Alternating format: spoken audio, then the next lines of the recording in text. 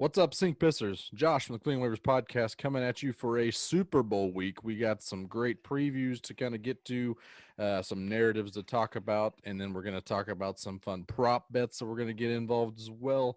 But before we do that, let's check in on the co-host for the week. Starting off with the greatest media question that I've seen floating around is, Brian, what is your spirit animal? Spirit animal. Let's go with the basset hound. Okay. Fat, lazy, mostly just want to be left alone. Sure. Basset hounds seem pretty cool and right on the same par as me. Kind of would have guessed like a chameleon, so you can just disappear whenever the fuck you want to. They're a bird that can fly away. Yep, that's true. Good one. Kitty, what about you? Are you a kitten or what's your spirit Yeah, animal here? you'd think with that with the nickname, but no, I went with dolphin. Okay. They're playful. They can also be jerks, and they make a puffer fish releases toxins so they can get high for fun. Oh, like, boom! Wow. Great animal right there. That I did not know. Yep. I thought dolphins were pretty friendly, and you, on the other hand, are not so much. That's why they got this dark side you don't know about. See? How do they feel about Europe compared to America? Are they pretty pro Europe? I think they're huge in the Mediterranean Sea. They love it over That's there. true. That's true. Good part. Good point. Rance, how about you? What's your spirit animal? I was thinking about that this morning. I was kind of thinking like a hippo. Yeah. Oh yeah. They're instigators. They like to rile shit up. They don't let other animals into the watering hole. You know, they want to be left alone most times. Not kind of a grouch. And I'm kind of getting that way as I get older. So. Yep. I think they're the leading cause of male or men deaths in Africa with all the fun animals they have around there. I think they kill for fun. They kill for fun. Just for fun. Just for fun. Well, I did see some of the Chiefs players' answers floating around there. Patrick Mahomes is apparently a wolf, which I love, and Travis Kelce is a giraffe, which I love even more. That's I thought that was a great answer that was given. But Travis Kelce didn't love that answer, but he didn't. I didn't understand. I didn't hear what his response was. That was Mahomes labeled him a giraffe for some reason, and because he was hilarious or something is what he said.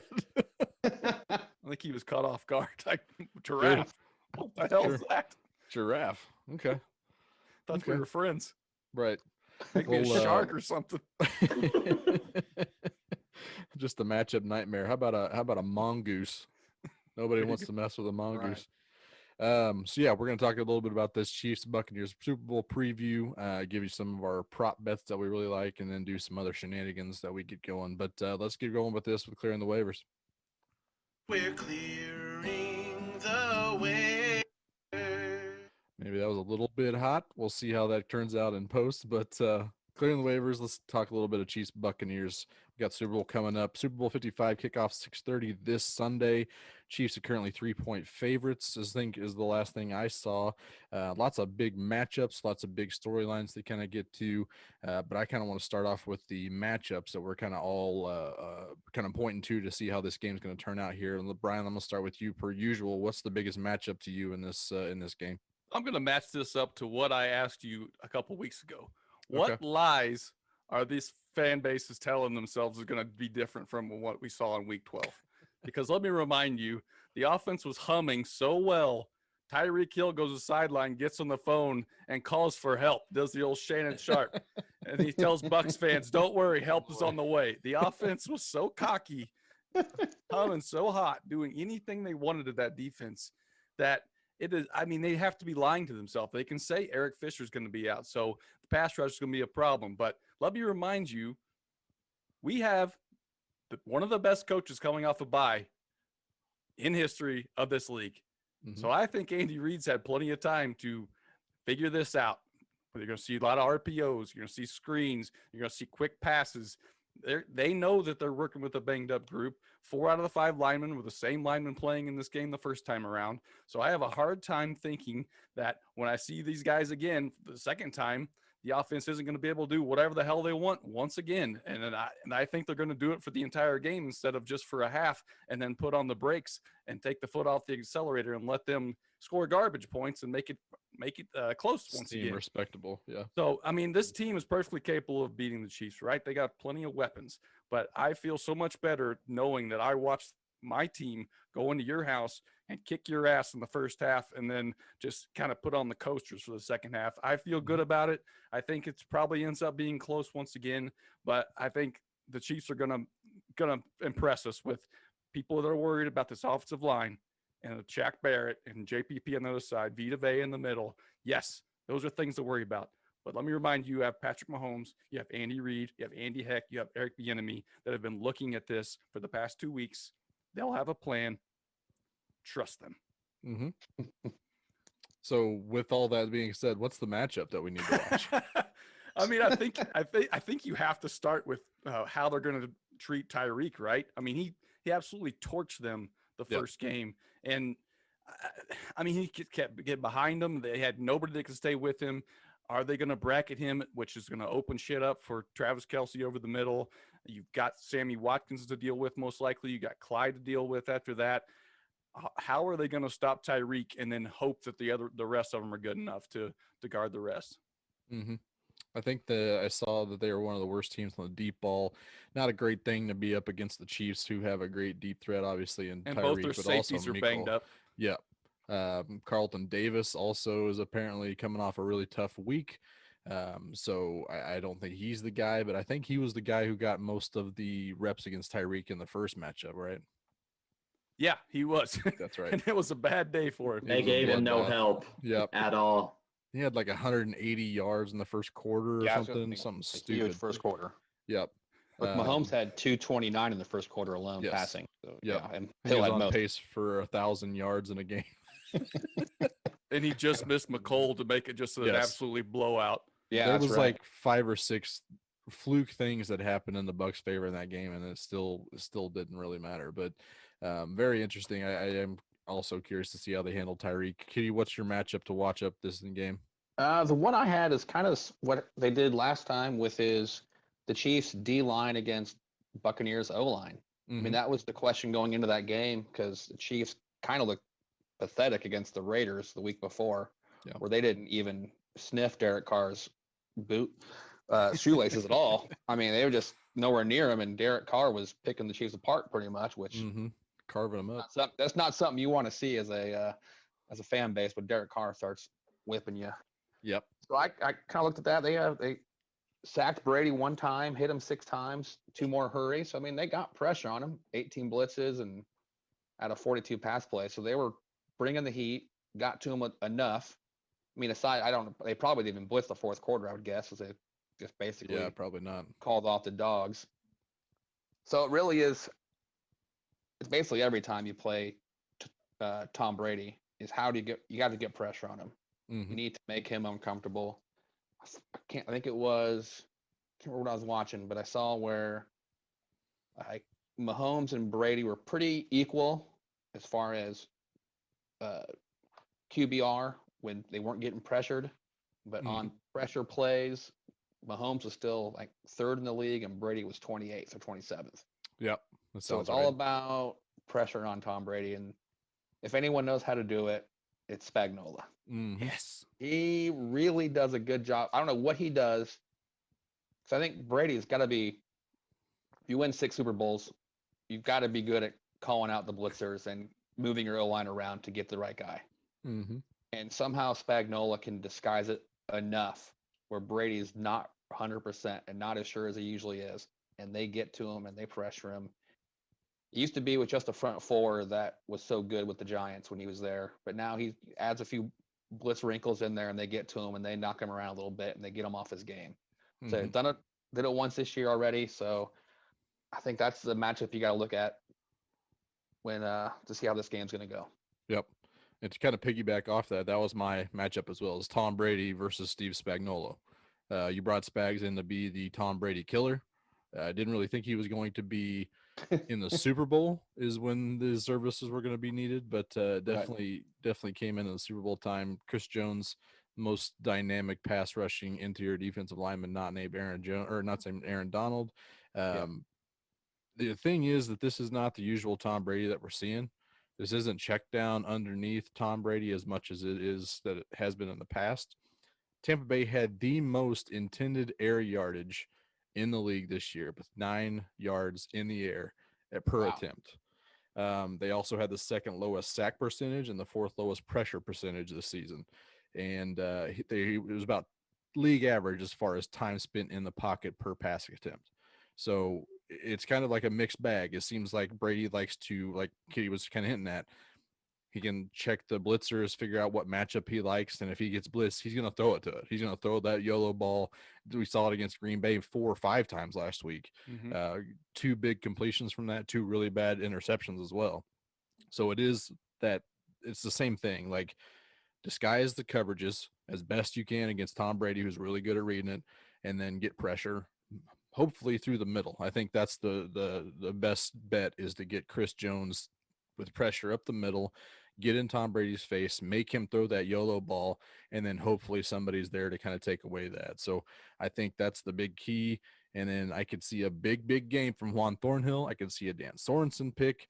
I mean, it's all kind of potentially what I could see from this, and that seemed to be what worked best for Green Bay last week. So if they get Tom Brady to throw 3 interceptions, there's no way they are losing this game. None. 0%. You're 100% right with Chris Jones, because up the middle pressure is, for a guy that doesn't like to move very much, he can move enough usually to get off those defensive ends coming through. He just steps up that 1 foot, 2 feet, or moves back a little bit. But if you get that up the middle pressure with some edge pressure, he'll fall. He'll fold. He'll literally fold. Just fall down Manning, and go. All right, you got me. I'm not going to run, so you sacked me. It's not the Josh Allen, I'm going to run backwards 30 yards. Hopefully you don't catch me, but if you do, I'm going to hit you in the head with the ball. So yeah, that's the big matchup for me. Rance, what was the matchup for you? I wrote down Pat Mahomes versus Tampa Bay secondary. Yep. I mean, if they cannot slow him down at all, I don't see Tampa Bay having much. I mean, they're going to really struggle. I mean, Mahomes over 450 in the first matchup, and that's not even with hardly throwing in the fourth quarter. 37 completions. I mean, he was able to just do whatever he wanted to that secondary. And when you're talking about the Tampa Bay defense, you talk about that front four and, how good they are against the run. Well, as good as they are against the run, they're equally as bad against the pass. I mean, they are not good as far as, yards passing per game. They give up a ton of pass yards. I mean, they're susceptible to giving up big plays. You've seen the big plays that Tyreek made. They tried to guard him one-on-one, gave him no help, over the top on that corner, just torched him. Now, I can't think that they'll do that again. Right. But they might. I mean, Todd Bowles, he seems to be an aggressive play caller, and hell, he might do something like that again. But I mean, I just can't see. They're going to have to get some safety help over the top to help Tyreek. And like Brian was saying, they got torched on the deep ball, and that's going to leave a lot of underneath stuff, I think, open. Yeah. I think, that's the matchup I'm going to watch, because Mahomes, that was one of his best games of the year as far as completion percentage and, yards. And I mean, he just come out flat, torched him right off the bat. So. Yep. I think that's a good call. It's going to rely very heavily on what the offense can do. And really, we haven't seen much of any defense that could potentially stop them. It feels like, I mean, it seems like they're always putting up at least 24, unless it's some weird game. So we'll have to see how that goes, but I do like the odds on that as well. We did talk about a little bit of the narratives that is making their rounds around the media week this week. So I wanted to talk, we've got 2 or 3 different GOAT conversations that we could talk about. Obviously, the Mahomes and Brady GOAT talk. We also got Kelsey and Gronkowski playing in the same game for their GOAT matchup. And then Andy Reid can pad his GOAT status and his GOAT resume against Belichick, or Bruce Arians can create his own legacy. So I was going to throw this to you guys one at a time, but if anybody's got something else to add, obviously they can jump in. But Kitty, I'm going to have you talk a little bit about that Mahomes-Brady GOAT matchup. Tony Romo's already kind of set it up as like MJ versus LeBron. We never really got that matchup, especially not on the big stage. We are getting that now. That's the big narrative so far. Brady passing the torch to Mahomes, or Mahomes legitimately taking it away. Brady's not going to, just give it away. And then there's been plenty of talk saying that Mahomes needs this game in order to challenge the GOAT status of Tom Brady down the road. So Kitty, who needs this game more for their legacy, Tom Brady or Patrick Mahomes? I mean, I think Brady's legacy is already sealed. So if you want to add to your legacy, assuming this isn't the last time Mahomes plays the Super Bowl, probably Mahomes needs it more. But I don't think either one necessarily needs it for their legacy based on crystal ball looking in the future and assuming Mahomes has, I mean, at this point, if he has the same career as Aaron Rodgers the rest of the way, I'd be shocked to only make one Super Bowl the rest of the way after this year, or actually no more than, because Aaron Rodgers has made one. He just made one, because he's already got him. And so just act like, oh, I mean, people talk like Aaron Rodgers the greatest of all time. So Sure. I think Mahomes is already on that path. He's already, I mean, he's been a starter 3 years. He is 6-1 in the playoffs right now. Yeah. That's really, really, really, really, really good. And it's Pretty insane. good. It's insane to be that good that quickly. Yep. And that's why I mean, I kind of think that kind of puts the pressure on Brady a little bit, just because we've never seen it happen before. And Brady's time's running out, and he's looking in the rear view, and he's like, this guy, all he does is win. His team's loaded. He's got one of the best coaches ever. He's got weapons everywhere. You know, he's going to go to a lot of Super Bowls. And even though nobody else has done it, I mean, he's got to be thinking, I mean, 6 may not be safe. Yeah. Right, that's true too. That's where I'm at with this, is like, I feel like Brady kind of needs it more because his window is rapidly closing, I think. I mean, God, he's a witch at this point. Yeah, no shit. But it does seem like his potential for winning more rings is obviously closing, and Patrick Mahomes is just opening up. So I think there's a damn good case to be made for Tom Brady needing this for his legacy more than Patrick Mahomes does. I think the biggest issue for Brady at this point is losing to Eli Manning twice and Nick Foles once. Sure. Like if he hadn't lost to Eli twice, say he beats Eli one of those 2 times, I don't think he's going to feel as much pressure on this one as he does right now, probably, just because it's another Spagnuolo Super Bowl defense against him. So I could see that being part of the thought process for him as well. I mean, he's going to look back. I mean, he'll be the LeBron then, though, if he doesn't win this one and Mahomes keeps going and keeps winning. Then Brady's like, oh, he lost 4, though. What a loser. Right. Even though that's a valid point too. Yeah. The way they lost, he's got more Super Bowl losses than MJ at that point. So who knows? Who knows where we are at the 15. The 7th ring puts him in some pretty elite company. I saw Absolutely. Where very, very, very, very, very, very few players have ever won 7. Yep. It's like Bill Russell's basically the standard bearer, and then there's a couple other guys have 7. It'd be like, I think 4 people total would have 7 championships. It's like when they roll out the red carpet for someone who's hosted Saturday Night Live 6 or 7 times. Exactly. It's the same treatment. That's right. You get now everywhere you go, you get that. You put that Super Bowl jacket on with the all the patches on the back of it. You know how many you've won. Yep. I'm already sick of this narrative. I feel gross having to include it, but I think it is an interesting conversation to be had when in reality, both these guys are going to be so chalked up with awards and accolades and accomplishments by the end of their careers. It's not going to matter. They're both going to be Hall of Famers at this point. Who we're talking about, the GOAT is not going to matter in 20 years. So yeah, I was just looking at it real quick just to see the compare to the first 3 years, regular season wise. Brady was 34-12, and Mahomes has been 38-8. Yeah. So it's like both these guys have just been lights out winners. Brady was ridiculous, Mahomes ridiculous, and then now he's going to possibly get a second Super Bowl in his 3rd year as a starter, where it took Brady to his 4th year to get a second ring as a starter, I think it was. Yeah. I think I also saw that someone thought that Mahomes could potentially throw for 100,000 yards, which would be wild to think about. And it's not like a biased Chiefs fan. It was like a unbiased media member. So kind of the 15 years, right? Pace is on type of thing. Why not? Why not? Let's just do that. Lord. Let's move on to another GOAT talk. Talking GOATs. Kelsey and Gronk, Brian. 2 other positional GOATs standing back to back for this game.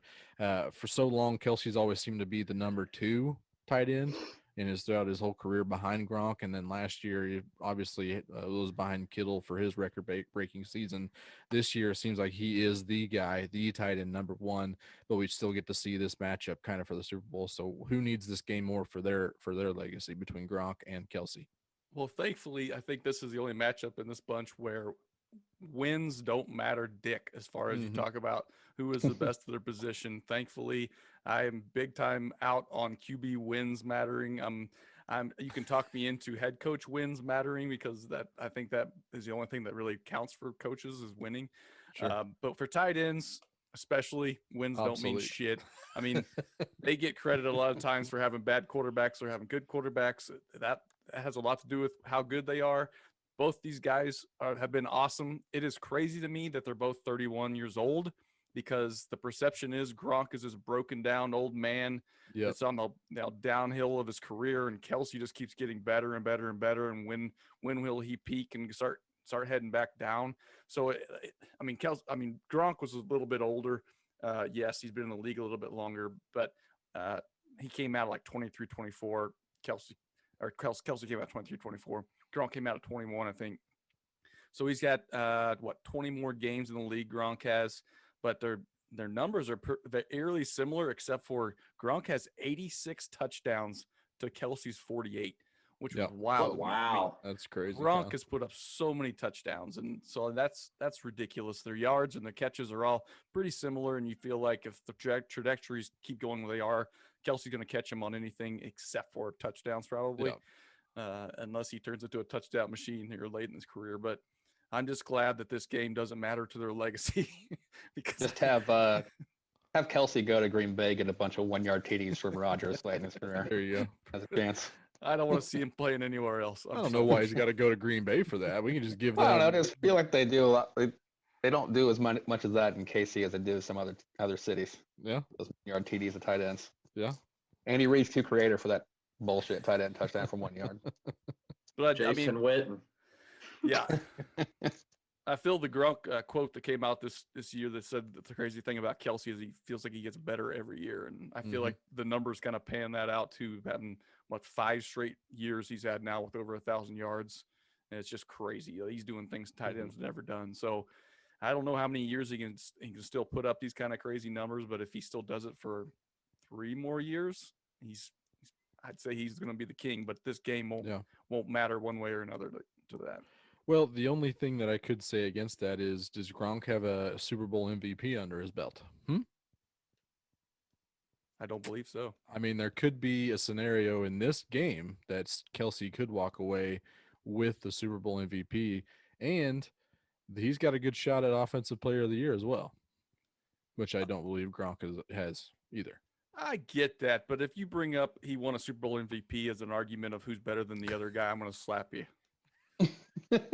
even if you're arguing for my guy. You can't. Why do you hate Travis Kelsey so much, Brian? Why do you not want to be the Darren Super Bowl Waller MVP? should win it why all. do you why do you think he can't be better than Gronkowski? It's a wild take from you. I did not see that coming. I didn't either. Let's go to the last one here. Like I said, it's a little bit different than the other two. These are not GOAT side-by-side candidates. Bruce Arians is not that guy. But he could still deserve this ring. Brian, you did talk about wins mattering for coaches way more than anything else. But Reid has a solid resume already. Like I said, probably going for Belichick as far as the GOAT coach, and that'll be very hard to catch as well. Belichick has a huge resume, and Arians is kind of the opposite. Coached for 45 years and only a head coach in 8 of them. So a little bit different of a resume, but we're going to talk to the only one who's ever actually coached really anything in his life. Rance, you're going to go and tell us about this matchup. Who needs this ring more than the other? I mean, I think Andy Reid of course, Bruce Arians is getting up in age, and for him to ride off in the sunset, it would mean a ton for him to win. Obviously, a Super Bowl, he's won a couple as an assistant. But like you were saying, he hadn't been a coach for very long. I was looking up. He's like 67 and 45 overall as a head coach. Yeah. Nothing. Yeah, but Andy Reid, when you look at Andy Reid's resume, he's 221 and 130. He's been to 8 conference championships. He's 17 and 14 in the playoffs. I mean, if he can win another Super Bowl, to me, he's already a great coach and going to go down as a great coach. But now you're talking, he's going to be in the discussion of one of the greatest coaches of all time in NFL. To me, Yep. I mean, with his wins and how many times he's been there in the big game, his playoff record. This will be his third Super Bowl. I know he's 1-1. Just what he's been able to do, offensively. I mean, good God, him calling plays and what his offenses do. I mean, they're always top, towards the top ranked in the NFL. I mean, he's been innovative in his play calling, stuff that people don't see. Andy Reid does, I mean, he's one of the first ones to implement that kind of stuff in games. He's got a huge coaching tree anymore. A lot of guys that's worked under him are NFL coaches, head coaches. I think it just mean more to Andy Reid just because the fact that, he's been in the game a lot longer, and this could cement him as one of the top 3-4 coaches of all time, in my opinion. Yep. I think we've talked about it before, but Don Shula's win record is untouchable, I think, at this point. Belichick's got all the rings, but after that, you can definitely talk to Andy Reid about being in that. So the top 3 is definitely achievable and definitely an argument. I did look up today that he is 98-41 in the 8 seasons that he's been a Chiefs head coach. That'll do, Pig. That'll do just fine. But yeah, Andy Reid, innovative. He has never really needed that quarterback as Patrick Mahomes level. He's never had it. Obviously, he's had great quarterbacks in his tenure, but to be able to get Patrick Mahomes on the downhill, the backstretch of his career is something to behold. So we'll see how that works out. And that's the thing, real quick. Like if the Chiefs are able to win the Super Bowl, how much longer? I mean, Andy Reid, he's been in the game a long time. How much longer you think? I mean, he can stay probably as long as he wants now, obviously. Quick, hold on. Everyone, I need you to guess how old he is. Yep. Yeah, I was going to ask, I don't know how old he is. I mean, I think he's 65 or 66, isn't he? What year was that punt, pass, and kick competition? I'm going to say 1946. 65? Brian? I think I saw the answer, so Kitty, go ahead. Okay. I want to say 70. I think I saw he corrected him in the media of 62. 62. Okay. Huh. Somebody guessed he was 66, and he corrected him and said, "Oh, not so fast, my friend." So having understood that, how old? I told Brian this earlier. How old do you think Bruce Arians is, guys? Oh, well, shit! You just said he was coach for 45 years. I'll put Bruce Arians at 70. Yeah, I'm going to say 68. 68. Yep.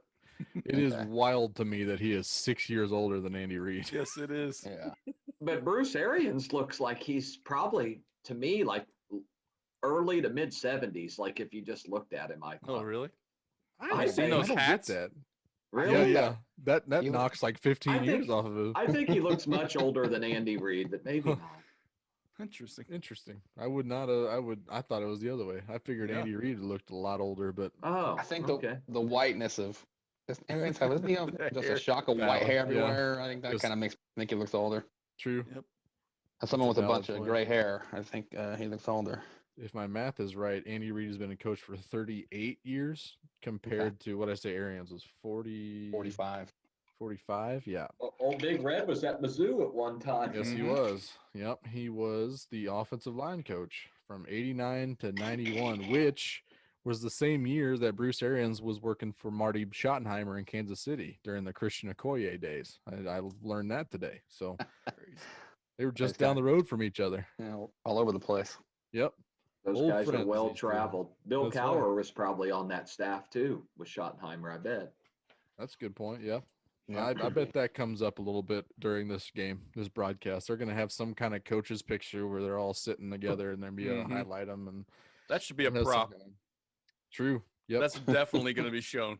Yep. How many of the how many pictures of the coaching tree and who was their who was the head coach or with these guys multiple places for shit. Man, it is 6 wild, degrees man. of Marty Schottenheimer. Yep. So yeah, I think those matchups are kind of interesting as well as those storylines. But I'm already done talking about it. I watched a rerun of last year's game, and I am ready to roll. So let's do this. Get this game started already. I'm ready to go with it. So that's the only thing we're covering clearing the waivers. Did you guys want to give some quick score predictions yet, or do you want to wait till the best bet?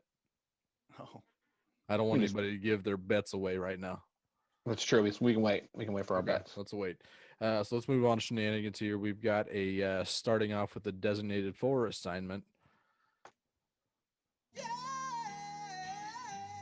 it's time to play DFA. I'm excited that I hit the right button there. I kind of shot from the hip. Nailed Big. it. Good work. Brian's got the DFA question this week. Let's say the order for guessing goes Rance and then Kitty, then myself. So Brian, it's all yours. all right.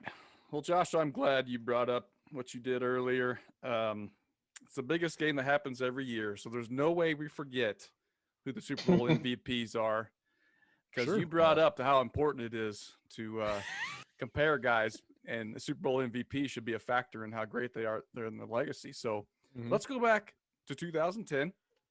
There's been 10 Super Bowl MVPs since then, counting that game in 2010.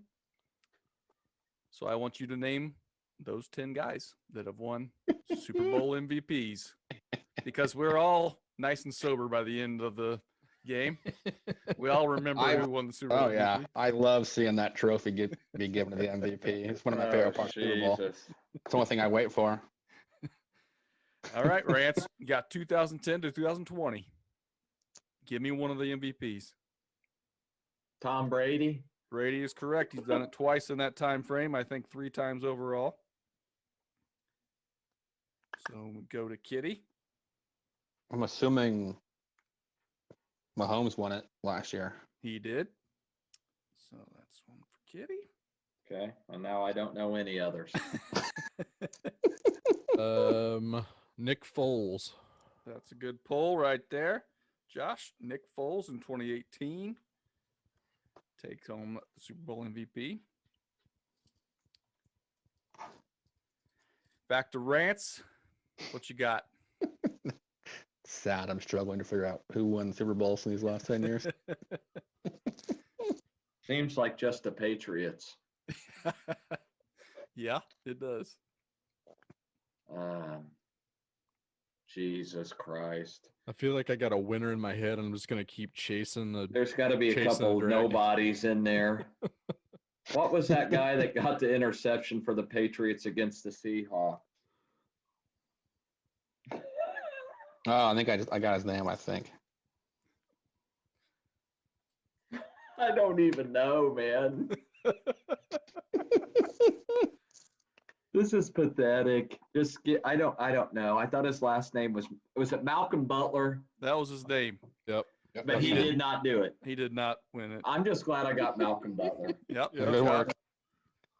But that was one of your Tom Brady actually got that MVP. Okay. All right. 17. Kitty. I'm hoping he won it in the last 10 years and maybe they gave it to him. Eli Manning. Eli Manning, 2012. Yes. Super Bowl MVP. Josh, you got a name? Future Hall of Yeah, Future Eli Hall of Fame. I'll That go was with his the other- second MVP. I'll go with the other Manning and Peyton Manning. Nope. Peyton Okay. Manning did not win it in that time frame. See if he's even on here. Yeah, Peyton Manning did it a while ago. It would have been 06 or 07, probably. Peyton Manning got it the year after Hines Ward. Hmm. And Ugh. Deion Branch was the year before that. Heinz Sounds Ward's right. such a cheater. That dirty SOB. Dirtiest player in the league that everyone thought he was nice. He's a great blocker, Kitty. Great. Yeah, blocker. those fucking crackback blocks that the cows come home from that guy. Breaking jaws on the field. Rance, have you figured out another name? Everything. I'm trying to think of Super Bowls, and all I can think about is Patriots, Falcons, Patriots, Rams, Patriots. That's the only, I mean, I know Denver kicked the shit out of Carolina one year, but that was the one Josh was talking about, right? Mm-hmm. Yep. God, that's been over 10 years ago? I didn't say that. I mean, that was only 5 or 6 years ago. I just said Peyton Manning wasn't the MVP. Okay. I don't know anybody else from that team. Demarius Thomas. Just gonna name a Bronco. That There's is got to be incorrect. somebody on that team.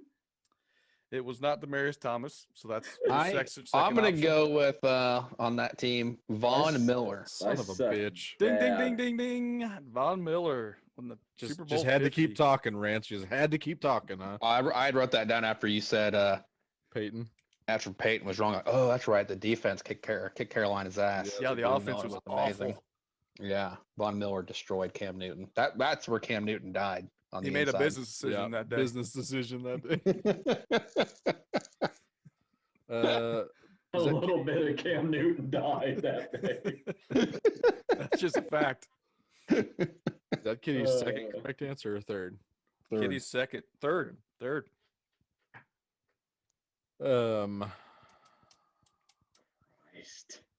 I think didn't James White win it one year? James White for the Yep. Patriots. Yeah. He caught that touchdown against the Falcons. There was one year where he had like 3 touchdowns. And he Falcons probably game, should have yeah. won it, but I think they gave it to Brady Just that gave year. it to Brady. So James White's not on here, even though he probably should be. So that's your Okay. second option.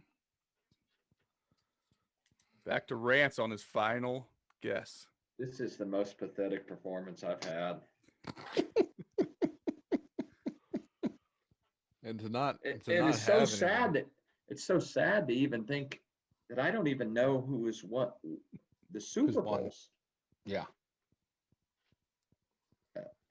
I'm just glad I'm on this end of the question. That's a great question. I mean, you think biggest game of Did the year. Aaron Rodgers, when did he win? Aaron Rodgers? Aaron Rodgers, 2011 on the list. Thought maybe it was a little bit early. Yeah. Way to stay alive. Staying alive. Guys, put that in your pipe. We've got 4 names left. Put that in your book. I'm gonna go Four with names. I'm gonna try Drew Brees. Drew Brees, 2010, Every time. I should have put Kitty myself in is our front of Kitty. historian on this podcast. Yeah, if you put yourself in the second hole, Josh, you'd have me.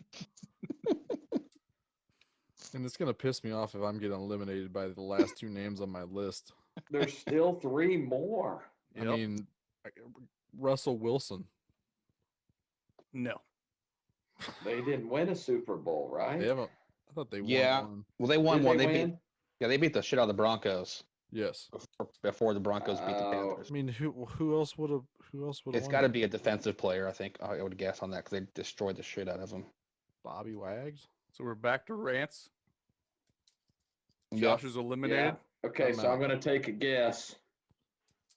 That sounded painful. Ugh. So the Seahawks did win. We got to think somebody on the defense. Well, who? Marshawn Lynch? That's a great guess, but he is I not don't the know. answer. Hmm. Rance That was is the out. other name I had down for that. I deserve to be out. Kitty still doesn't have an option used. Oh my God! Nah, I'm pretty much, Guys, come I'm on. out of names though now. This is where I'm going to struggle. 3 more names.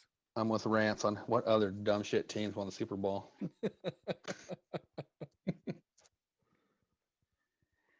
Oh goodness!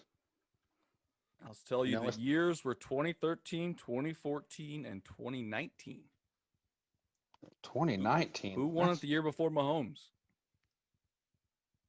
Who played in that? Well, the Super- Patriots played the Rams. That was a shitty game. And it's not Brady because we already said it. Horrid game.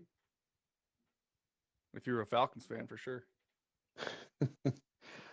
What would who would be the stupid Patriot that would win that? Was Chandler Jones still a Patriot then? They give it the defensive player. The Rams only scored like 3 points that 3 game, didn't they? points. I think 17-3 or something like that, or 16-3. It was terrible. Game was Oh my putrid. God. Is Josh looking up answers? I'm looking at him. Yep. Well, you Josh is Josh has out. eliminated himself from even helping me. I yeah, couldn't, you I'll- can't even help now. I couldn't help myself. What about not Danny Amendola, the other white guy, Edelman? Julian Edelman. Welcome. The other white meat. Wes Welker, Edelman, Amendola. Which one was it? Right. Let's go with. I'm going to go with what Josh earlier. Bobby Wagner, It's a great guess, but it's not true. Seattle Seahawks game that day. Who else can we name on that defense? Cam Chancellor, That's only or that's the first thing Richard Sherman. Yeah. I can tell you that Seattle, it is a defender, had an interception for a touchdown, a fumble recovery, and 10 tackles. Not Richard Sherman. Frank Clark. Is he there still? Is that your Is he there guess? that game? I mean, Sure. you Let's go still, Frank Clark. you still got 2 other Super Bowls you could pick from. What about Earl Thomas? Oh, Earl Thomas. That's another good one. Let's do him instead. Yeah, Earl Thomas. Not correct. God bless. Final option. I can't remember who was in the other games to Yeah. try to go back to 13-14, or one of those is 13-14. Is I the would Seattle advise one. you to get off that Seattle lead and stick to Try to go Rams Patriots maybe. still look to 2013 Super Bowl, try to pull that winner, or go back to that game the year before Mahomes. The year before 2013 was the God, before this is Seattle this Denver. is brutal, Who was it? Brian. Who was it? Which non-Patriots team won a Super Bowl in 2013? Wouldn't have been the Steelers, would it? Ooh. Ooh. There you go. Maybe that's probably Steelers. Was it Steelers, Arizona, maybe? No, that was way back. That way back? I guess I Kurt don't- Warner was still playing. That would have been the year before this thing started because That Antonio was the- Holmes got that one. Okay. I don't know, Kitty. You're on your own, man. I don't know. I don't know either. My guess is Julian Edelman, because I thought he had a big game somewhere. He Go with- probably had it. I'm gonna go with Chandler Jones. Chandler Defender for the Jones. Patriots. Incorrect. Julian Edelman did win it the year before Mahomes. Mhm. Oh my God, it was Edelman. That's gross. 2013 For was the 141 yards. elite Huh. Joe Flacco. Flacco. Hardball. The Oh, that's the Baltimore San power Fran. outage. That's the power outage. Yes. That was a good game. He had 287 yards and 3 tutties that day. Wasn't that and- the Kaepernick was this Yep, Yeah. Spring guy, right? Hardball Yeah. bowl. had that game. Okay. And then the Seattle defender we were looking for, Malcolm Smith. So stupid. Never. Malcolm Smith. Didn't he go get paid by somebody and then fell off into obscurity, oblivion? That's about right. That's how Larry Brown worked. right, Larry Rance? Brown. Probably the Larry Raiders Brown. paid him. More than And likely, what the was Raiders that paid one some asshole. safety for Tampa Bay that picked off Rich Gannon three times? What was it? Dexter Jackson. Dexter Jackson. Mhm. Yep. Yeah, there's been a few defenders through the years, more than I would have guessed. looking Desmond back. Howard won it for Green Bay back in the Get day. that- He had a On a return punt touchdown, return, wasn't it? 200, touchdown, yeah. 244 all-purpose yards and a 99-yard kick return. I'll do it. That's actually legitimate for him to get that. There's That's a hell Dexter of a game. Jackson. Yeah. You're doing a lot of work there. I mean, we Right. pretty much named everybody else in the last 20 years. Yeah. Interesting. They they always have like their accomplishments in that game, why they won it. Ray Lewis led a dominant Ravens defense. And what year was that one? That's It would have been 35. against the Giants. And then murdered 2 people afterward. Well, that was allegedly prior, right? How bad were his Yeah. stats for them to say led a dominant defense Right. instead of putting He up led the it. stats? Yeah, he had 4 tackles. Who's your MVP? The He leader. did the dance. He did the dancing He before. did do the dance. That's true. It really inspired the squad. It's not nothing, guys. Like, Let's move on. True. The only other one, I'm sorry, going back on this list, the only other one they said something like that was Super Bowl 7. Harvey Martin and Randy White shared it, and it said led Dallas defense that forced 8 turnovers. 8 That's turnovers in the lot of Super Bowl. turnovers. Whoa. Jeez. Those two Domination. Those two were D linemen too. They Yes. probably should have Holy- given it to Seahorn that one year when the Giants got their ass Mm. kicked because he got burned every fucking play. Yep. Fair. Yep. Old Dick Dent for the Bears. Oh, here you go, Jason Seahorn. You're the MVP because you're so fucking terrible at football anymore. Really bad. You were the difference in this game. He really was. They just picked on him all game, and he just got abused. Yep. Now let's move on here. That was a good question. I hate you. That was a good so, one. So stupid for proving your point. I don't like that. Let's move on to the waiver watch waiting game. Waiver watch waiting game. Waiver watch waiting game. This week I had you guys all bundle up and bring to the table a movie or a TV show that involves some kind of big game. Doesn't necessarily have to be football, but I need a big game from you. So hopefully, I mean, it seems like there's a large enough pool we could draw from here. We're not going to have any overlaps, but you never know here. Let's see. Kitty won that. I was the big loser, so I'm going to be going first with my movie. That movie is Rounders. Oh, nice. Big game there at the end where Really stretching the phrase what game stands for. Matt Damon was playing cards against old Johnny Maux for his life, for Worm's life. I mean, Big and worm. Then it became not about life or anyhood. It became the principle of beating Malkovich at his own game. Right. Hey, the man. is Teddy mine. KGB. Teddy KGB, one of my favorite characters of all time. Really good. So we're going to guess the critic score, and if anybody happens to nail it or the audience score, they'll obviously lose 5 points from their total, which is a good thing. So, Yep. All right. I'm in. Rance, I think you came in second to last behind me. You're going to give your score first. What do you got? I think this is high. I think this is a really good movie. Ed Norton. What's the other guy that played the Jesus? He's in it. Steve Turturro. Turturro. John, yep. him and Malkovich. Steve Buscemi. I put For 86, whatever reason. 86%. Okay. I went real high. Yeah. Interesting. Let's move on to Kitty. Okay. This is, just a ridiculous accent from John Malkovich. So I loved every part of it. So I went with a 78 on this one.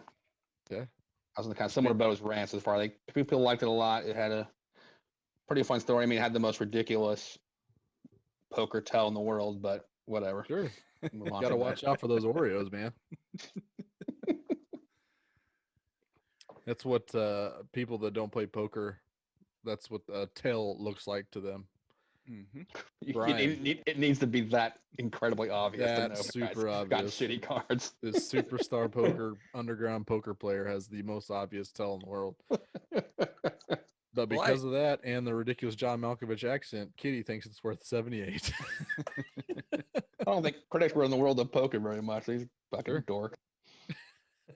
I Right. want Rance to be right because I love this movie. I loved everything about it. We used to watch it in college, like every Friday night.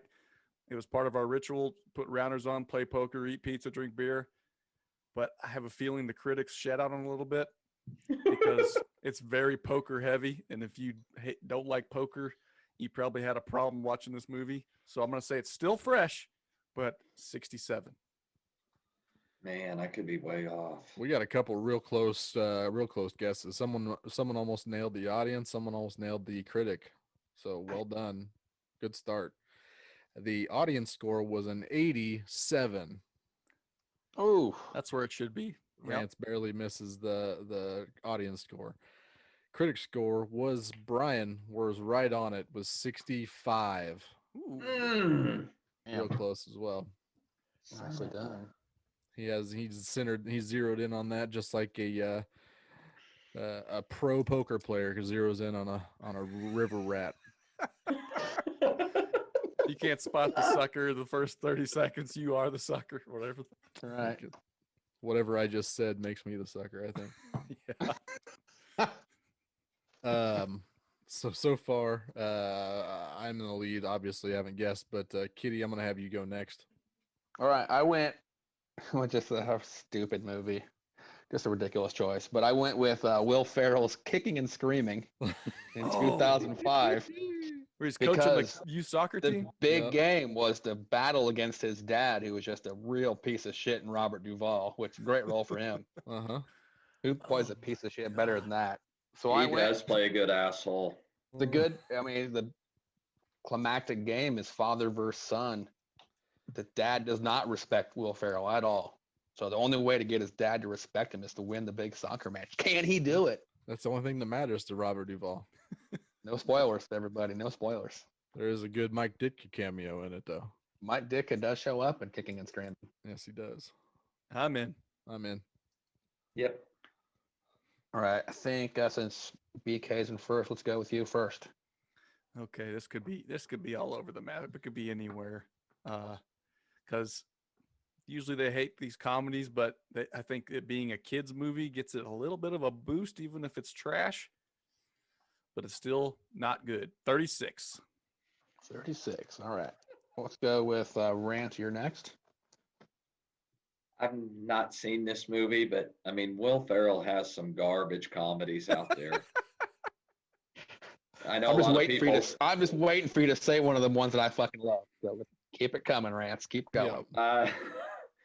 Oh, I'm not going to get into it. He just has some that are Semi-pro. pretty. Yeah, that are dog shit. Apparently, that awful. whole I'm pretty sure Watson I know what was you're about to say. Blades of Glory, and I was about to come through this computer. And I don't mind Blades of Glory. I don't mind Blades of Glory. Okay, Blades okay, of good. Glory. That's a great movie. That's got to be single digits. Use all With the the mane. critics. What's he saying? But don't touch my mane and tail. I mean, Blades of Glory's got to be like 8, right? I put 54%. 54. All right. Okay.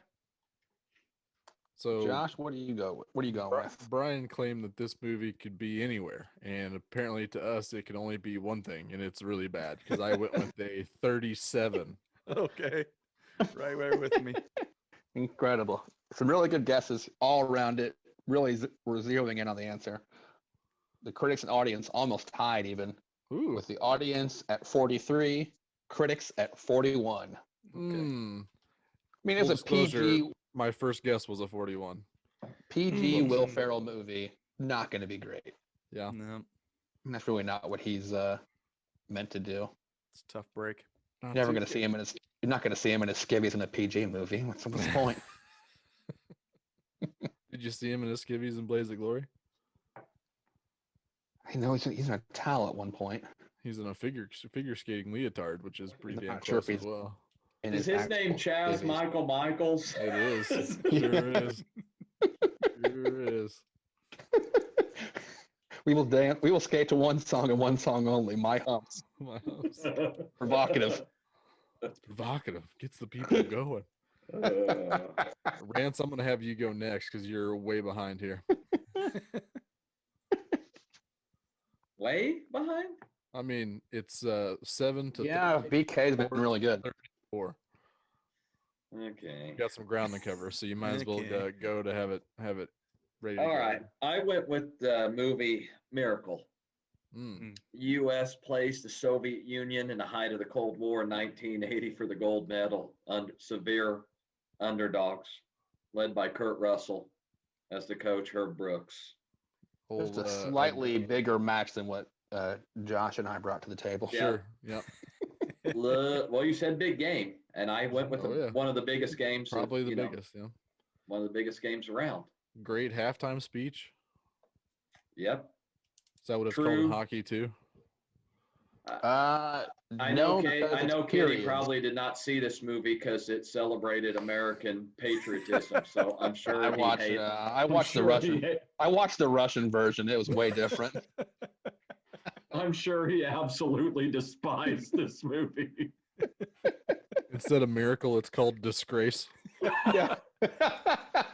At the end, they're all killed in a firing line. Yep. Okay, so what do we got here, boys? I'm in. Oh, I'm man. in. Okay. I Who's think that? I Josh? should probably go. Yep. Okay. Yeah, pretty heavy on the American patriotism here. Kurt Russell, usually a pretty solid Patriot. loved by Patriot. We all know Kurt is a big Patriot, especially in the Fast and Furious franchise. I don't think the critics got too Schlansky with this. I think it's still fresh, not great, but still good at 74. Okay. Kitty's turn. My initial instinct was 0, but I know this is probably on the screen for American critics, so I had to Sure. adjust my score. And I think these guys, I guess it really depends on how old the critics are. But if any of the critics were in their 50s, they're gonna just give it the highest rating possible. So I mean, we know with, that they're all 50-year-old white dudes. So I went with 83. Yeah, exactly. So yeah, for the most part, there might be some younger ones. There might be some guys in the 30s that weren't there for this and have They only don't get heard their the critics card. They don't give those out KBK. anymore. I'm right there with Josh. I feel like it's a good, not great movie. It's hard to hate on it. Some critics still found a way to put it right around 72. Okay. Well, the audience absolutely loved it. 90. America. America. 90% for the audience. Ooh, okay. I'm in Wow. the zone on the audience score tonight.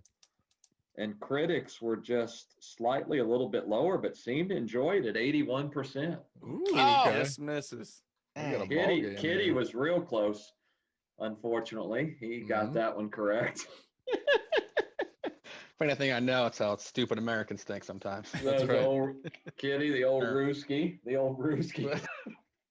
And they're full of schmaltz for their stupid American Olympic teams. Brian has a 16 right now for a full round game score, which is a solid week. I gotta get close here. You got to get 15. real super I'm at close. 15 right now, so I gotta get this. I need And to get 16. in within Wow. 5. As excited as I am about that 16, I'm more excited about this movie because Mhm. this took me to the weirdest place in the world when I first read you say big game involved, because it took me back to my childhood, all the way back to a movie from 1989, The Wizard, with Fred Savage, Oh Beau Bridges, my. Christian Slater. Fred Savage has a young brother that's like a little Rain Man. They put him in a Uh-huh. mental institute and they break him out and they go cross country. They go to California to compete in this giant Nintendo competition for $50,000 because his little brother's a Rain Man with Nintendo. And when they show you the hell? the glove, he I runs remember into that seeing guy this, with yeah. the glove. He's got the buttons on the glove, and I thought this Yep. is the coolest fucking thing I've ever seen in my The life. power glove. The Power Glove is right. This is an insanely great pick as the 4th movie in this group. Legitimately. This grouping is so good. Brian said Oh, kicking and no. screaming could be anywhere. This could legitimately be anywhere. We are in Yeah. a lot of trouble, Kitty. This has to be dog shit. Probably ranks right up there with Little Monsters that Fred Savage was in with Oh, Howie Mandel. That movie scared the absolute shit out of me. Me for too. some reason. Same, man. Fred Wow. Savage had some little chubby cheeks in this movie. Yeah. I am in. I'm in. All right. I think we go to Josh first. I don't like this. Like I said, I think this could be anywhere. It could 100% hit a lot of nostalgia. It's got a little bit of heart. Fred Savage seemed to be a glory boy, according to these critics back in the day with his success. I think it's still a little bit under because these critics can't get on board with video games even at that point because they were still similarly new. I'm going to say 59. Now we go to Kitty. I went lower than that. I have no idea. I mean, just the Wizard. Who knows? Yep. I went with 45. Rance, what you got? I had 42%. Surely this movie's awful. Oh, you should check it out because it's not awful. But it's not what I think. It's what the critics and the audience think. Mm-hmm. Right. Josh. Sure, the audience got it. Josh is one off with the audience. They are at 60%. Oh yeah, I'm right in tune with them tonight. Wow. Critics, Golly. not so much. Oh no. Real Critics. low. 32%. Oh, dang it. Wow. I mean, I knew they had to absolutely despise that movie. Get a 28 and get just run out of the building. That's disappointing. Yeah. That's tough break there. Had a good round. Need to rethink my Fred Savage love. Maybe he Yeah. wasn't so beloved back in the day. Maybe not. Well, by the audience, he was fresh. Yeah. That's right. I mean, like you said though, video games, kids. I It's mean, tough. Yeah. Critics are going to hate that no matter what. Yeah. Because I went back and read some of those freaking. I want to read one because it just drove me insane. It was The Wizard. Let's see here. It's a real Schlansky. 32%. Kitty Crot. Okay.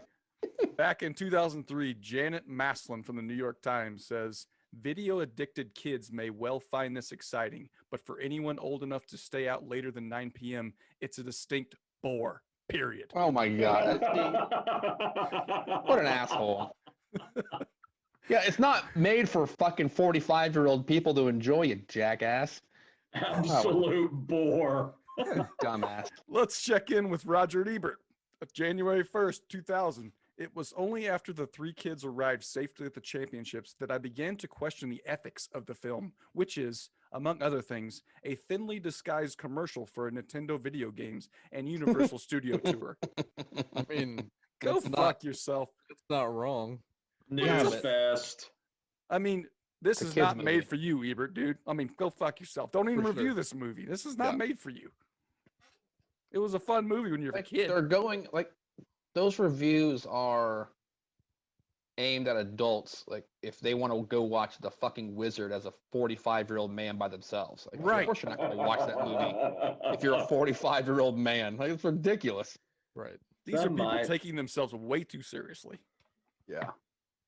That's God the story of their damn. lives. Yeah. All right. They can stay up past 9 a.m. or 9 p.m. It's a I- distinct bore. Video barely- I addicted barely- kids. I barely can now stay awake past 9 p.m. So That's it's, true.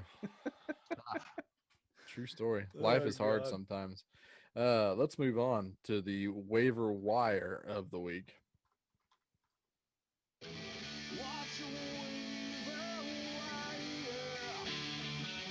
This week's waiver wire draft, we are going to draft our favorite sports/athletes featured in like a TMZ story. Scandalous affairs, ridiculousness, the funnier the better. We will asterisk this by saying we're not glorifying this behavior or what they're doing.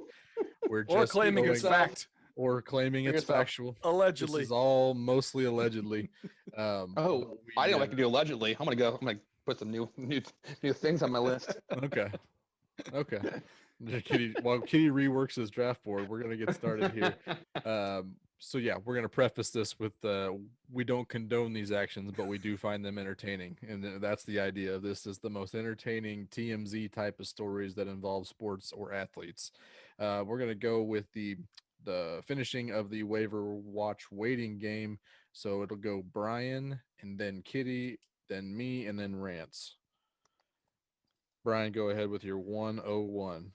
Okay, my favorite memory of a wild ass story from sports was back in 1994.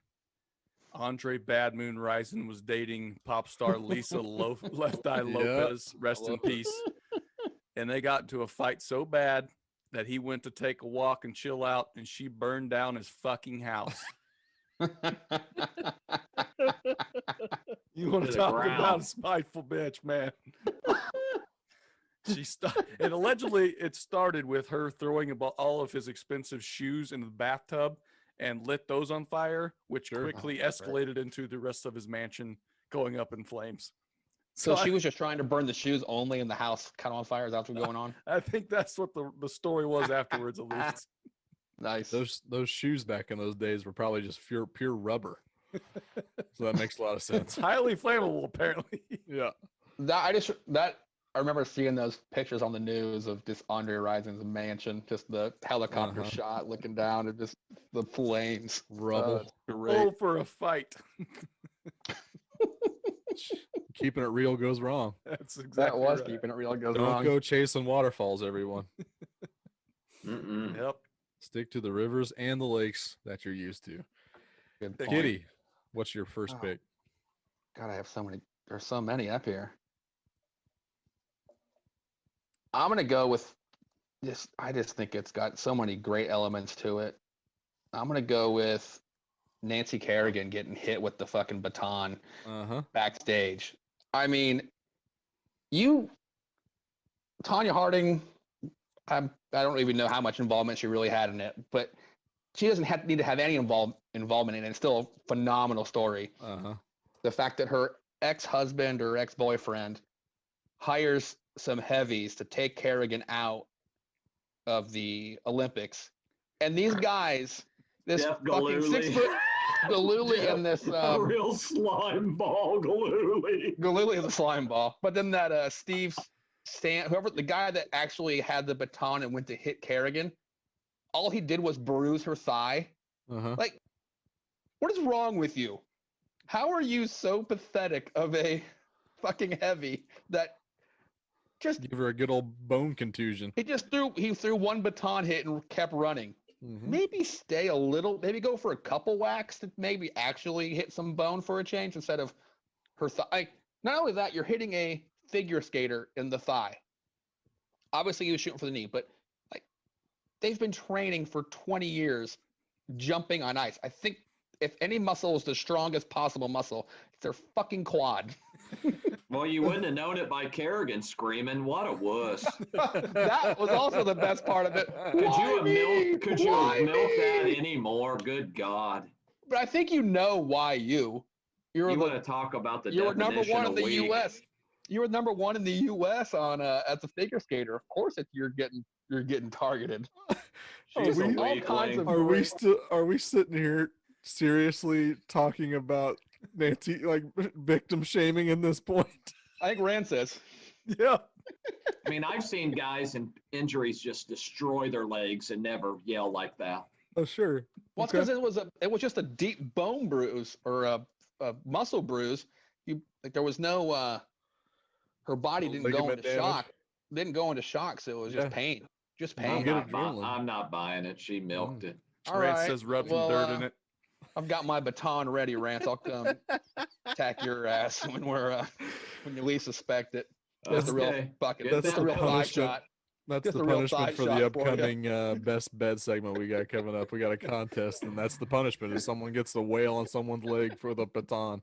Just one good whack. Yep. No, No, I'll but you tighten have up my quads for one shot. No. You don't get to see it coming. True. Yep. Okay. He's gonna break in the class one of these days when you're in the middle of teaching. Just you're walking down the whop you. halls of your school thinking you're all fresh and clear from your fucking day of work, and boom, you get a baton to the thigh. Yep. See how good how right, much you walk it off. I'll call for an ambulance. There's guy out there screaming, "Why me?" Wouldn't be the first time. In the halls of the classroom, screaming, "Why me?" Oh, God. We need an ambulance out to the school. Why? It's Rance again. His quads tightened up on him. Super. You got cramp again? Yeah, I think. I don't know. Oh, Christ. All right, I'm going with my first pick. I feel like it's the GOAT of all this. We just watched a documentary Brian and I did about Tiger Woods getting outed as the biggest sex addict of all the sex addicts, apparently. That's a good one. Always rumors flying around that he had mistresses in the past, but he kind of was able to pass those off. But one fateful Thanksgiving night, he took a painkiller, went to bed, and his wife happened upon some texts that she wasn't supposed to see. Turns out there was plenty of mistresses, and Tiger came to, decided he needed to get out of the house, and wrecked his car into a tree, and wife went beast mode with a golf club on the car, either to break him out or to absolutely blow off some steam. But after that, it was an exodus of mistresses coming out into the light, and I don't know what the final tally was, but that documentary made it seem like it was at least Countless. 60. Yep. Countless. There's quite a few. Yeah, seemed like there was quite but a bit. obviously there's a sad element of a family broken up and a man's fall from grace. But at the time, boy, you could not get a news story without it being Tiger Woods headline. So it was huge, endless well of juicy gossip, and therefore my 103 pick. How about the fact that they mentioned, when the host would hostess in Vegas would, beg them to the VIP with MJ and Charles Barkley, and they just bring women to them. And the only person we cared about having women were Tiger Woods because he plays golf. We just give MJ and Charles Barkley a pass because they play basketball. I don't know. It's just like they got to pass their entire life, and Tiger Woods just got killed because he'd love to have women. Yeah, I don't know if it was. I think the persona Tiger Woods put out there hurt him in that respect to me, as far as how the media portrayed it. Like Tiger Woods was supposed to be this clean cut, just He was a all robot. American, all American golfer, and like Barkley was a piece of shit. Everyone didn't. No one cared what he did. Jordan was this same degenerate gambler. Tiger Woods was supposed to be different. He was supposed to be a different hero for everybody. A gentleman. So I think that kind of gave them the leeway they took to call him out for the same shit these other guys all do. But in that movie alone, I feel like there were two big moments. I mean, spoiler alert, fast forward if you haven't seen it yet. Two big moments that tells in that was his dad when he was training him as a child. He at the golf course. They trained to the same golf course all the time. His dad parked a fucking Winnebago in the parking lot out off the golf course, and women would just come hang out in the Winnebago with him while Tiger was working on his game as a child. and then the TMZ, when they were chasing him around with the Perkins waitress, and they had a guy following him 24/7, and they pulled in the parking lot to have sex, and she threw a spent tampon out in the parking lot, and the TMZ person went and picked it up and put in a baggie to keep it as evidence in case they wanted to challenge it. I mean, my God. That's in the documentary? Yes. I haven't seen it yet. Good God almighty. Good Lord. Just the some funny wild thing is, stories. that case was settled. Like they pretty much used that evidence to leverage Woods, and they just paid him off. Yep. So that dude, hopefully he got a large chunk of that change because he had to go be the one on the boots on the ground. Doing the dirty work. Absolutely. Why did it have to be a tampon? Hopefully he wore gloves. I don't know. That's a good question. He did the police move where you put your hand inside the baggie and then go through Like it. getting dog poop. Dog poop move. Yeah. Exactly. Come on, Rance. He's a pro. He's a TMZer. Yeah. That's right. Been doing He's used to sleazy digging in the things for garbage. years. Yeah, he's been doing sleazy things since he got hired by Harvey Levin. That That's slime right. ball. Need that guy to get fucking busted with something. That dude's a piece of shit. Rance, what's your first pick here? I went with the story. Now, this is an alleged story, but it's a Okay. great one to me. Those Let's are do it. usually the best ones. It's always one it's one of those myths, but there's always a little truth to it, and it was always a great story to me. 2010 Eastern Conference Finals against the Celtics, LeBron and Delonte West. Delonte West is apparently slamming LeBron's mama. He finishes game 6, 8 for 21 with 21 points and multiple turnovers. They've always said there just wasn't something right about LeBron in those that coming down the stretch in those Eastern Conference Finals Shot games. 8 for 21 in that elimination game. Yep, and they think old Delonte was doing a little something to LeBron's mom. And Delonte West has never been the same. That guy's went off the complete deep end. Oh, yeah. He's bipolar. Yeah. So I mean, that is an all-time great story to me. Never been proven true, but there's too many. It's been talked about too many times. Yeah. I feel like at that point, Delonte's career went downhill for the LeBron reason there. LeBron basically blacklisted Delonte out of the league. Yeah, that was. There was speculation the following season the Celtics signed Delonte West for like 1.2 million, and Just for basically that didn't reason. play him. And they speculated that they signed him just to bring him in a pivotal game against LeBron just to fuck with his head. That'd be so good. Yes, Genius. that's a good one. That was certainly Yep. on I my love list. that one. Very Yeah. high on my list. On our list. Back to you, Rance. Oh, Please, okay. please don't take my other one.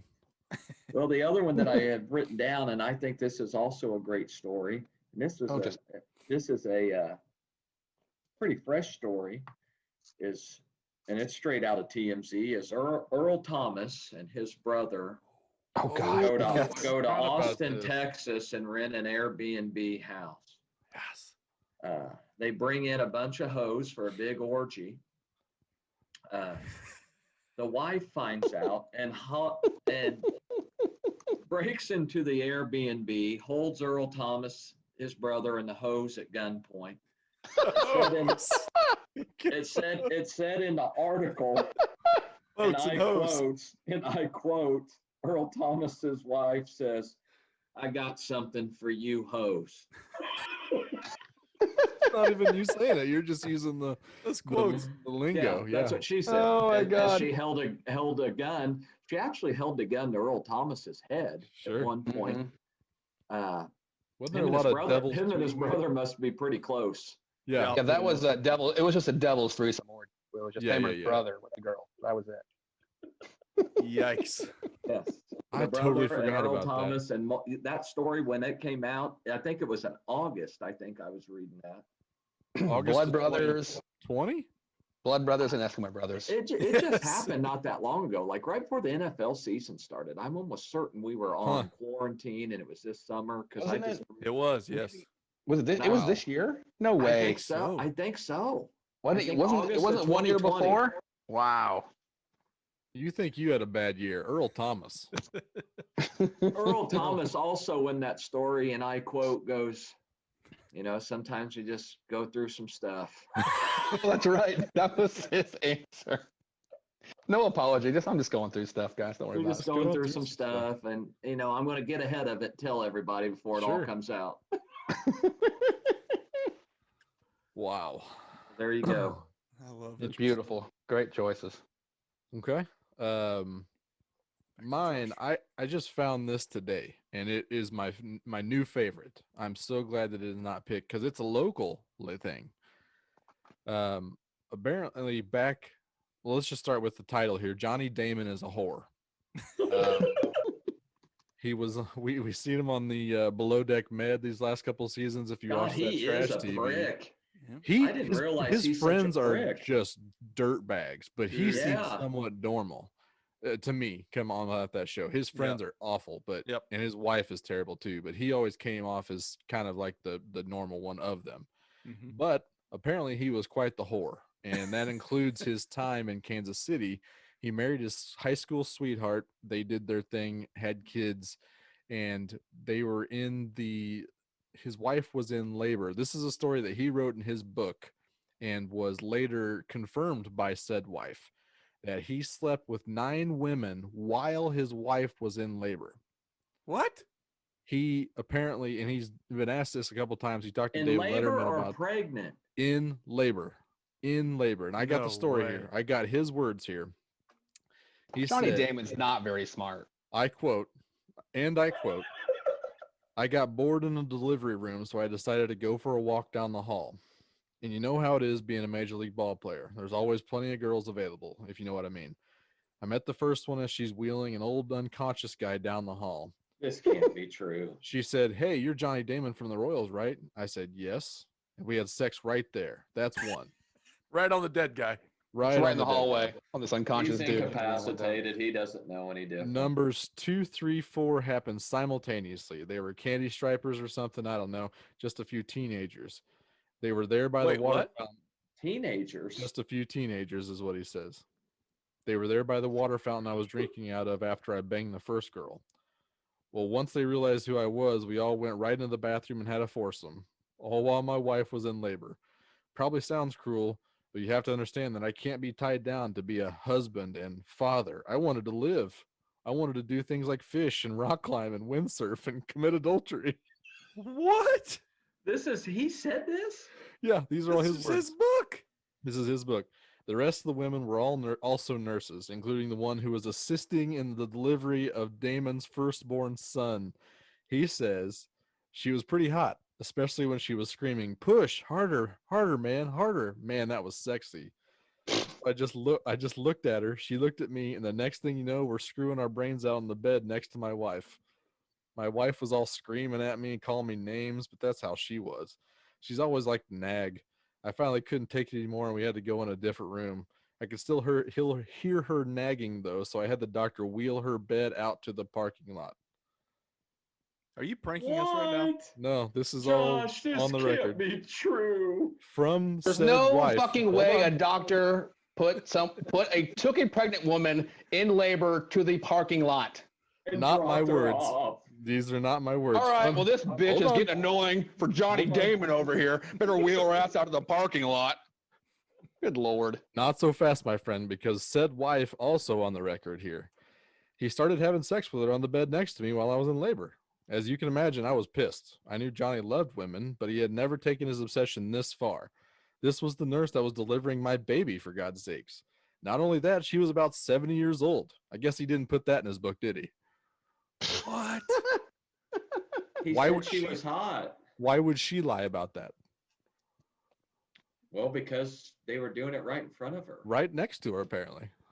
How I was just- this not a bigger story nationally? This needed to be such a bigger story, especially he put it in his It's not book. true. It's not true. That's why it's not a bigger story. What is Well- the title of the book? I can write a book too, Josh. I can write a book and Well, put all you- kinds of bullshit in it. Do you have an ex-wife that does not like you that is also about how some of that is true? I could probably find someone that'll fucking lie. All right. Thanks for ruining it, Kitty. God. I want to know the title of Johnny Damon's book. Title of the book is Maybe I'll order it. Idiot: Beating the Curse and Enjoying the Game of Life from 2005. Was it a New York Times bestseller? You'd think if it was, we'd know more about this. It has a 2.9 out of 5-star rating on goodreads.com. Oh, that is quite. I mean, that is remarkable. When I saw that, I was like, "That's my it. That's the MVP of this whole Yeah, I think category." I think that takes the cake. Especially Yeah. once we started getting the accounts from Johnny and his ex-wife. So I was Mhm. a big fan of that. Not a fan of the behavior. Obviously, we're not condoning that. That was terrible, but just way too ridiculous to be not involved in this draft. So, Yep. Wow, sir. It's so stupid. Kitty, give us your completely true and not made up at all story. The Minnesota Vikings boat party. Yes. That's true. Sex That's boat. true. For That every was Sex city. national. boat. We're going to Sex Boat Island. Oh, they rent a charter. Like, they go to a charter company, rent this boat. I'm sure charter company. It's like, oh, cool. We got some NFL players going to come on the boat for a night, have a great time. Oh no, we're bringing hose. International waters. Fred Smoot is going to go nuts on Lake Minnetonka. Culpepper was in on that. Paul Yep. Pepper they listed 17 players that were on the boat. I think it was Mweldy Moore goes, man, I didn't what? Sex on the boat? No, I didn't do. I'm married. I didn't do that. No, I didn't see that. Nope, didn't happen. That's basically his quote, just stumbling through, trying to say no. It was their bye week. I mean, come on. No, I was just trying to look that up. Yeah. I Yeah. think it's this one I do condone the actions of the Vikings players. I don't think the women that went on that boat were coerced into doing these Oh, things. I no, think no, they no. were willing participants in the Viking sex boat party. Oh yeah. Nate Mm. Burleson was on there. Ooh, how come that didn't come up on that How about Nickelodeon that? broadcast? Yeah. No kidding. Explain They yourself, need Nate. to. You need to tweet in to Good Morning Football. Yep. Yeah, I sure do. Hey, At Nate what's her name? Burleson. Hey Nate, remember when you're on that boat? Lake You'll let- Minnetonka, Fred Smoot, ring any bells? What's that, Kay Adams? I'll ask her about it. See what she Yeah. will bring it up for Nate. Good luck. Oh, that was a great party. Happened on October 6th, 2005. So they were right smack dab. Right in the middle of season. Yeah, you got a bye week. Got to blow off steam. That's what the Sure. bye weeks are for. I Thank love you, it. Fred Smoot. That's right. Oh, Fred Smoot, good job, buddy. Does he have a book, a tell-all book, or no? He should. But I don't know know if he's it's a been- tell-all book, but he basically spilled all the beans in interviews later on that you can find. Yeah. But that, yeah, it all was true. He denied it at the time. Oh, yeah. No, it Mhm. happened. He's not ashamed of anything that happened that day, Yep. nor should he be Interesting. really. Cleaning That's crew right. was a little ashamed of the Vikings players, but whatever. Yep. They were into it just as much as those women are. They're just there for the money type of thing. I just Brian. love that story. Yeah, I totally forgot about that actually. I'm going to go with another party story, and that is the Wade Boggs cross-country flight, where he allegedly drank 64 cans of Miller Lite, which has turned into maybe 107 beers he drank in a day. And 2 Yeah. rotisserie chickens, right? Yeah. He has supposedly confirmed that he drank 107 beers in a day, which is That's insane. insane. Yeah. Trying You to want do to the hear math. Mike Boddicker talk about Wade Boggs on 810 in the Border Patrol. He tells some great stories. Oh, Wade Boggs. I mean, The best part about that is the Always Sunny episode. Always yeah. Sunny It gave us a Philadelphia great episode. sunny episode. Boss hog. Even if it is like a 7-hour flight, 64 beers on it is an insane pace. I mean, yeah, that's rapid. That's just, Constant rapid chug. firing beers. You're not doing anything else but drinking beers. Could you do that, BK? I mean, I've seen you put some away. I mean, 64 is a pretty high target. I think I'd be in trouble. Sounds like we got to. Sounds like it's time to hit the skies and see what happens. I can't even figure it with the pee breaks I would need with 64 beers. Right. How many pure pee Yeah, breaks? do you need? catheter. We'll Just give have me a to diaper. just make sure we don't have to do a layover somewhere in the Midwest. Yeah, that I might don't want help. to pick up any. actually. Pick Don't up want some to pick up any- desert. I don't want desert trash on this flight. I thought she was trash. I thought she was Midwest trash. Turns out she was desert trash. So she's on the flight, so I gotta leave. I know Rance hates Always Sunny talk, so This wasn't what I was suspecting on a bachelor trip. Yeah. An Always Sunny marathon. It did somehow hot- didn't make it into our And bachelor hot party draft freaking back in the day. chicken. Well, that part's expected. Yeah, it is. Yeah, it is. Brian, I think you're back with your third pick. So I'm going with a wild story instead of a fun story. And it's just insane to me that back in 1999, Ray Caruth paid a man $6,000 to kill his 8-month pregnant girlfriend Yeah. at the time. Which, what a wild story. What's that with And- inflation? Like $7,000? Yeah. 3,000 up front, 3,000 after it's done is what they agreed upon. He was just like a security guard at a bar or something like that.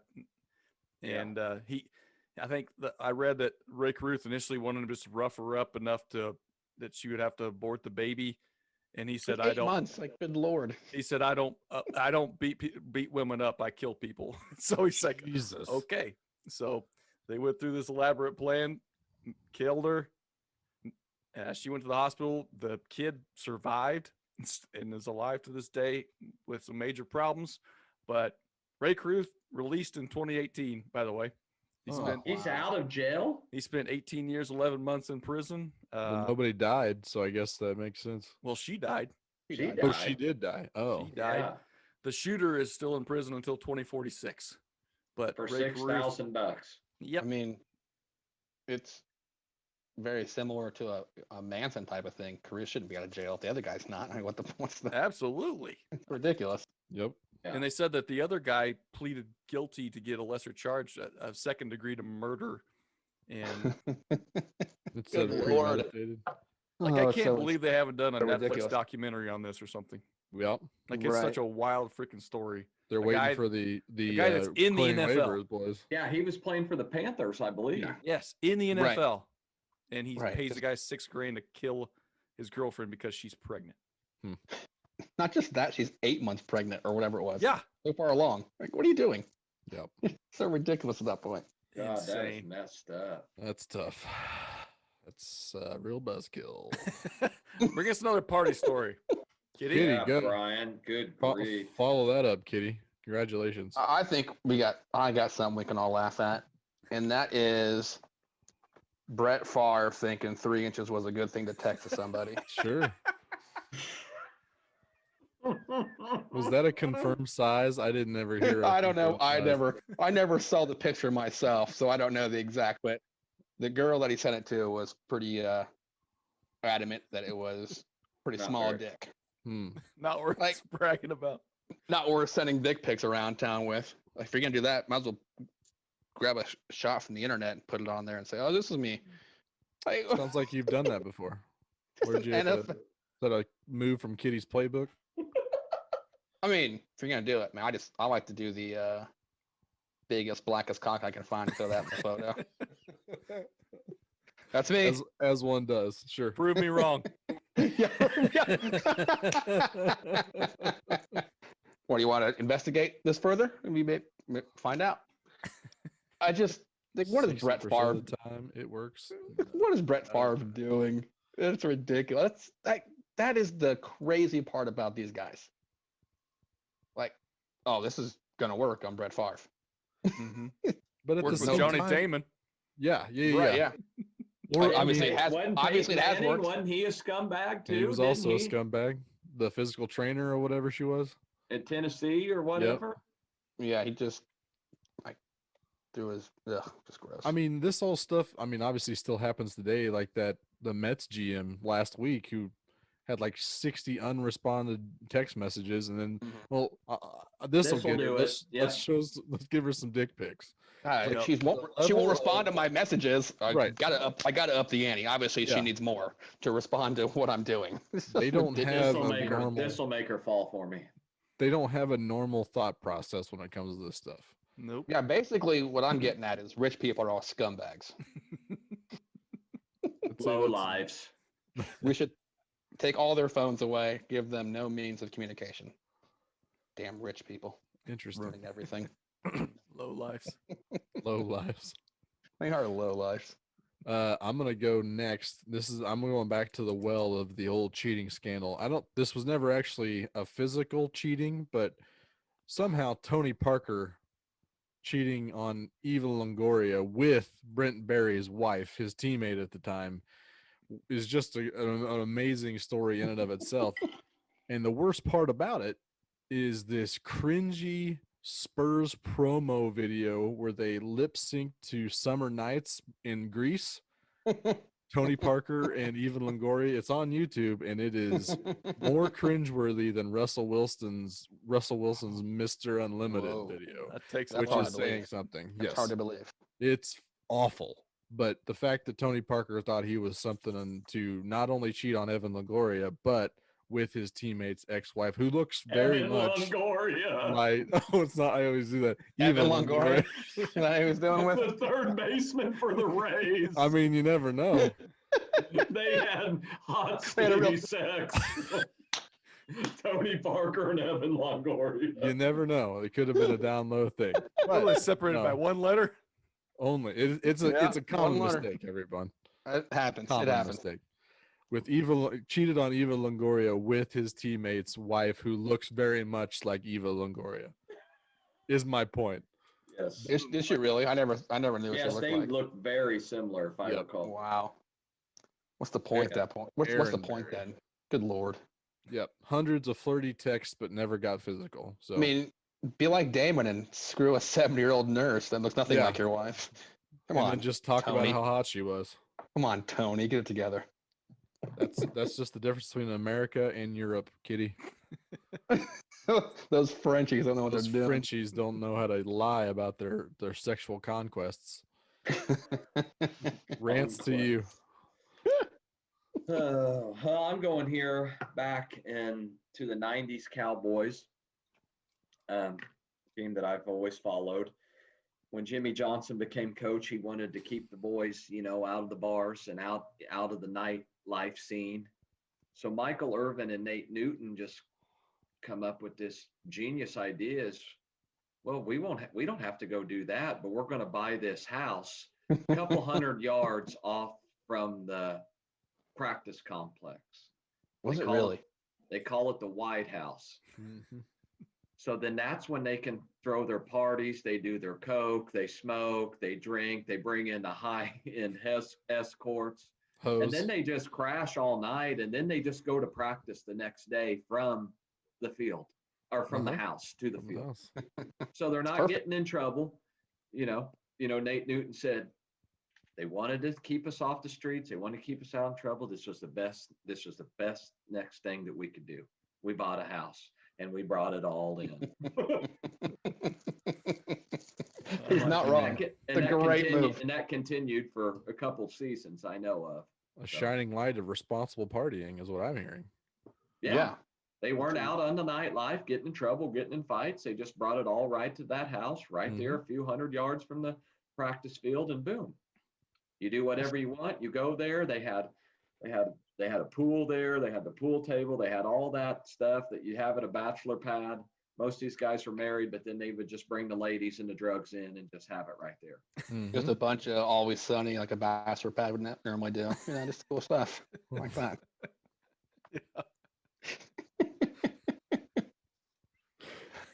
That's the most amazing house possible. That's such a great idea by the Cowboys.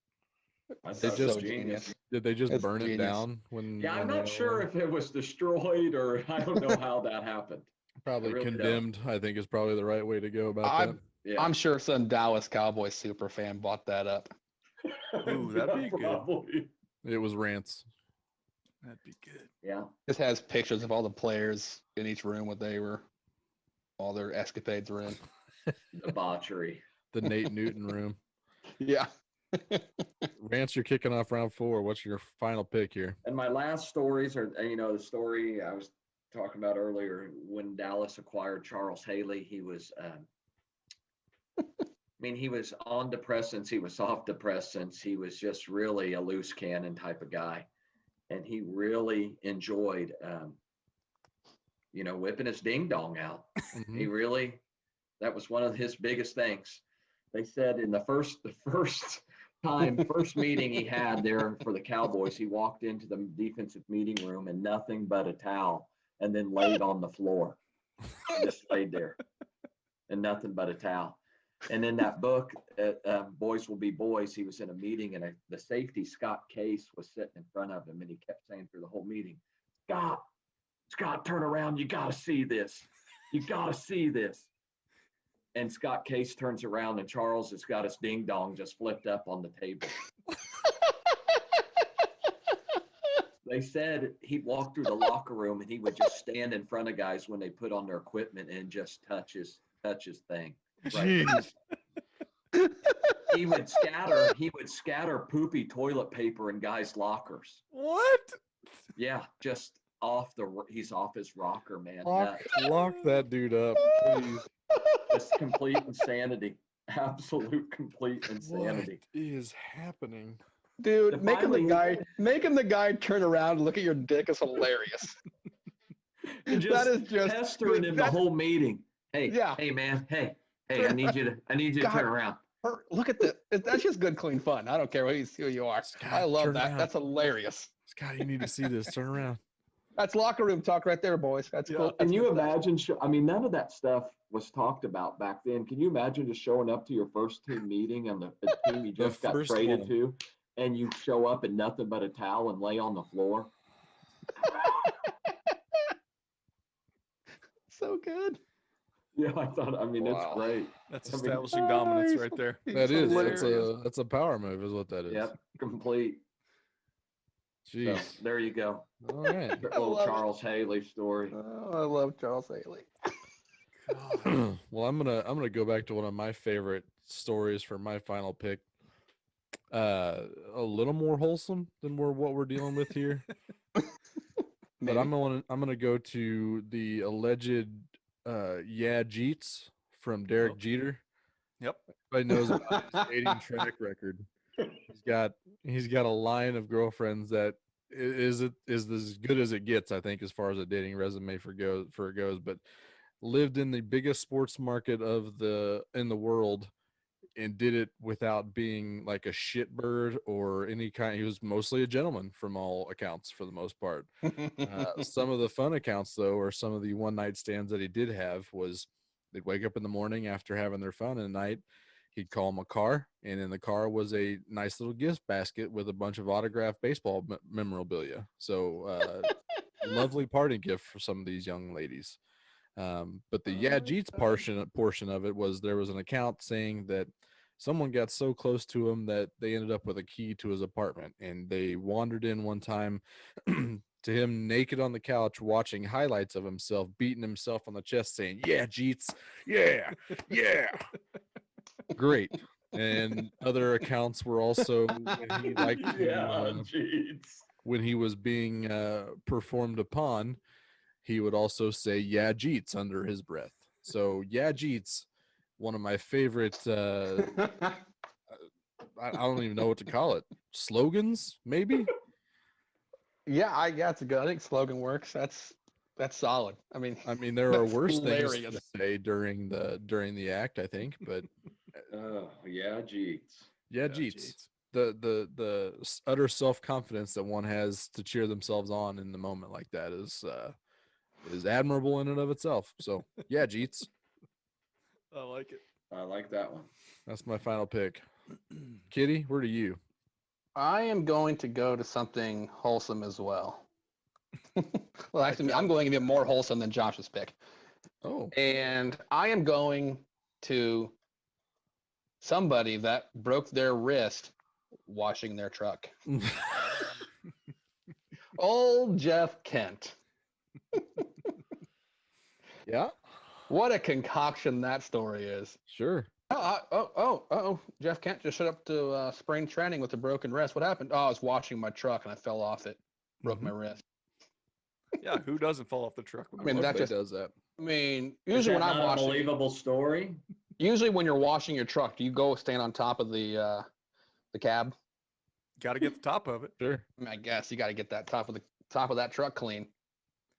Turns out there were some people nearby that were watching him attempt to pop some wheelies on a motorcycle, and he was not that good at doing that. Takes himself off the road.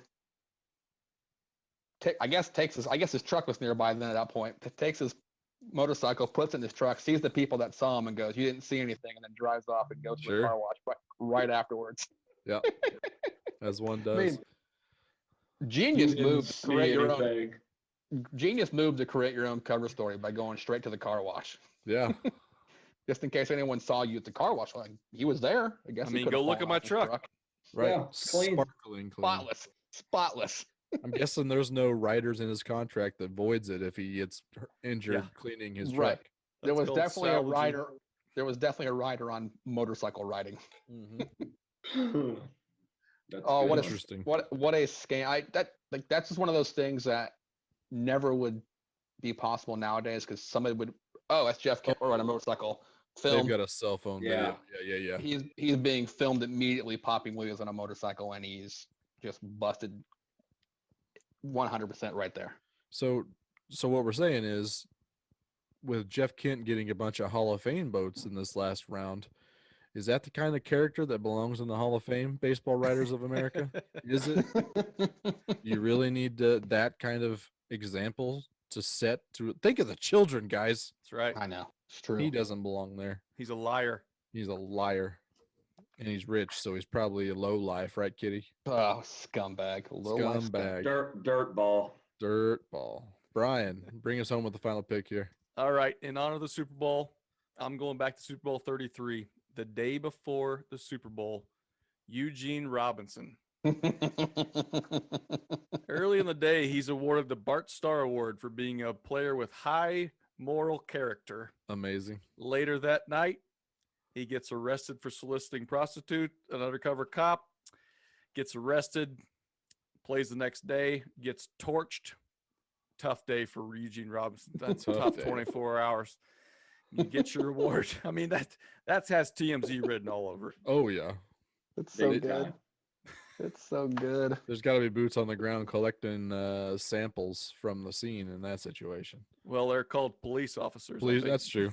Good point. I mean, just amazing that he's just probably just walking down the street of Super Bowl Village. Bored. Where is a woman I could bone? Jesus.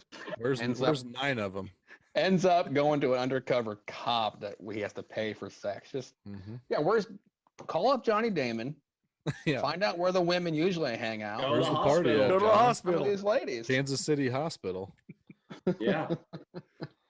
Nurses. Nurses just begging for it. Just find those 70-year-old nurses that were 70. think you're so hot. I need to find that lady. How old would she be now? Like 90, probably. I'm gonna guess Look. she was exaggerating about the 70-year-old. I You're don't trying care. to corroborate said story, Josh. Right. I think she's worth talking to at least. I think so. That's a good round too. I remember I Eugene like that pick Robinson too. was there, Eugene yeah. Robinson. I remember that one. That was huge. That's how you celebrate an award like that. The night before the biggest game of your life. Mm-hmm.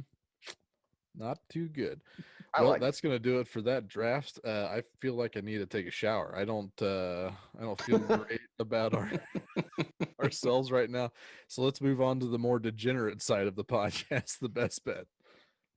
There's a taxidermy. The best bet. So we're gonna spend some pretty good time on some prop bets here. What we're gonna do, we're gonna kind of set this up with it being the Super Bowl, the mecca of sports gambling. We've got the sheet of prop bets that is available on the internet, and we're going to give each other 100 units apiece. We're going to put our money in as many bets as we want to. We're going to try to do this quickly because we're running out of time, but I'm going to go with Rance to start us off with. Where are you putting your 100 units at?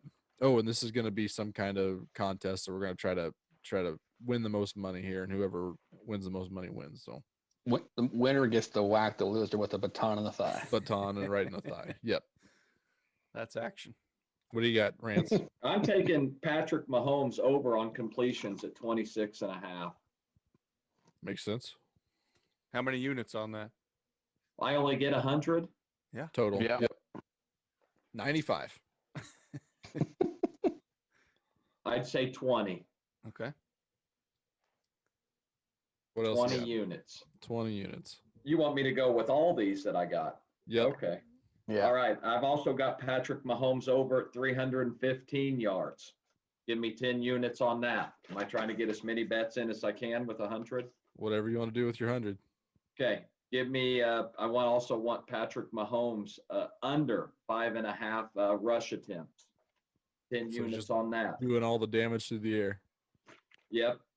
I'm taking Mike Evans receptions over 4.5. I like that. Yeah. Okay. I'm taking Leonard Fournette over 43.5 yards rushing over. Give me 10 on each of those. How about Playoff that? Lenny. Okay, let me see what else I got. Ooh, there was one. There's one. Let me go through my sheet. Sorry. I had one that I had written down. 10 units. I want Mahomes and Antonio Brown at 40-1 odds, passing, receiving yards, leaders in a game. Okay. Does that make sense, I didn't know they Josh? matched them up. Yeah. Yep. So Yeah. interesting. Crossover. Yep. I I didn't mean, see that. I thought they basically- just paired up the teammates. no, I was looking at that. Yeah, thought they that did, was pretty cool bet there Yeah. at 40-1. That's a pretty good odd too. I mean, And I then can I see got a you going couple of Brown for those sure. bets at the end that I'd like to finish off my units with. Yeah. I got Dame Dollar, Dame Lillard, points plus assists -2.5 versus Cameron Brate receiving yards. Give me Damian Lillard. Yeah. And then I want Phoenix Suns. I want them to finish off my units at total points over Chiefs rushing yards. That's a thing, huh? Yep. Phoenix Suns total points in a game over Chiefs rushing yards. I think Chiefs, that's a good bet. That feels Chiefs like- ran for yeah. 87 yards last time against the Bucks. Yeah. And I think the Suns will put up more points than that. Makes sense. Yep. So there you go. I think that's a good bet. Interesting. I ran through them as quick as I could. Yep. No, that's good. Okay, Brian, let's go with you. Okay, I'm going to go big chunk with what I feel like is the safest bet in this. I'm going to eliminate the 3-point spread just in case they get a garbage touchdown at the end. I'm going 40 units on Chiefs money line minus 165. Just win the game and I win the bet. And I think if that happens, it's almost certainly going to be Pat Mahomes' MVP. So I want 20 units on Pat Mahomes MVP at minus 120.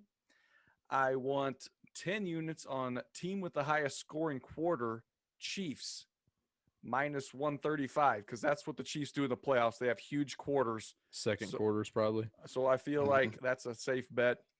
I want 10 on what will happen first in the game, sack or touchdown. Give me the touchdown, minus 120, even with the patchwork offensive line. I feel like both these teams are going to start off the scripts. The scripts will be effective. I think one of the teams, when the first couple possessions, gets a touchdown before the sack happens. Sack usually happens when adjustments happen, all that stuff. So give me the touchdown. Give me 10 on a Clyde Edwards-Helaire touchdown at any time at plus 130. I feel like there are going to be a lot of red zone chances, and give me their best running back at that for the touchdown. My long shots at 5 apiece. Give me 5 for, similar to Rance's, passing receiving yards leader in the game. I'll take at 40-1 Mahomes and Sammy Watkins. Mm-hmm. Sammy Watkins maybe to be a wild card in this game. He led the Chiefs in receiving yards in the 2018-2019 playoff runs. Hasn't played yet. We don't even know if he's going to play for sure. I think he's going to, and I feel like if the Bucs focus hard on taking away Kelsey and Tyreek Hill, we could see a big day from Sammy Watkins. So 40-1 to lead in receiving yards. I like that for $5. I'd also like 5, my last 5 to go first accepted penalty as an offsides neutral zone infraction at 17-4 odds, because it seems like Mahomes is so good at drawing D-lines offsides with his hard counts, and I don't think there's going to be a lot of penalties in this game and to be had. I think that happens almost every game. So give me Mahomes getting one of those guys antsy, pumped up for the Super Bowl, jumping off sides early. Is that the first penalty accepted or the first penalty called? First accepted penalty. So that also rides on Patrick Mahomes not hitting on an 80-yard That's true. ball on that as well. That's a good point. It'd be a tough loss to get that jump off sides and then him complete the huge pass. Hey, buddy, it's 5 units. If he completes an 80-yard ball, I'm going to count that as a net win. You said that was 17-1? 17-4. It's a weird number. It's great. It's about 4-1. Yeah. Interesting. Okay. Kitty, what do you got? Yeah, I spread mine out pretty thin. See what happens here. But for a couple $10 bets, I've got unit bets. Chiefs alternate line minus 6.5 plus 165, and then the Bucs minus 1.5 plus 165. I feel if the Chiefs win, they win by a touchdown or more. If the Buccaneers win, might just be a 3-pointer. So I'm gonna give the alternate line to 1.5 instead of the money line. There's a hedge. Yep. Perfect hedge. So when the Chiefs win by 3, both those bets lose. So there you go, everyone out there. That's what you know what's gonna happen now. Right. Players with a pass attempt under 2.5 at minus 120, $10. These Super Bowl, a lot of times you get these weird ass plays where a wide receiver, running back throws something. I just don't see these two teams doing it. Agree. Yeah. I mean, I had that early. So we know Brady's not going to run out after his last attempt to catch a pass in the Super Bowl. I think he's done going on routes. So I think he's just going to be the one. I think he's the one throwing the pass from now on. Yep. I went Kelsey over 8.5 receptions. These are all $10 still. Some of my cross sport bets here. I got 10 units on Donovan Mitchell points plus 1.5 over Mahomes rushing yards. I'm with Rance. I don't think Mahomes is taking off at all this game. I think it's going to be all his arm and not many rushes. And if he does get a couple rushes, hopefully he'll be taking some kneel downs and lose 3 yards towards the end and give me a little bit of buffer. Yeah. Backdoor cover. Then I've got the Golden Knights saves over Scotty Miller receiving yards. For all this Scotty Miller talk, this is a smoke screen, people. You think? This is exactly what the Buccaneers want. They want you talking about Scotty fucking Miller, who's dog shit. They don't want you talking about Godwin, Evans, Antonio Brown, Gronk, and Bray. Well, let's focus on number 6 option. So that's just smoke drain. He's not doing anything. That's How many goalkeeper saves. Yeah, but That's they don't not that have that many. many saves. Right. The 20 to save. I 30. looked it up.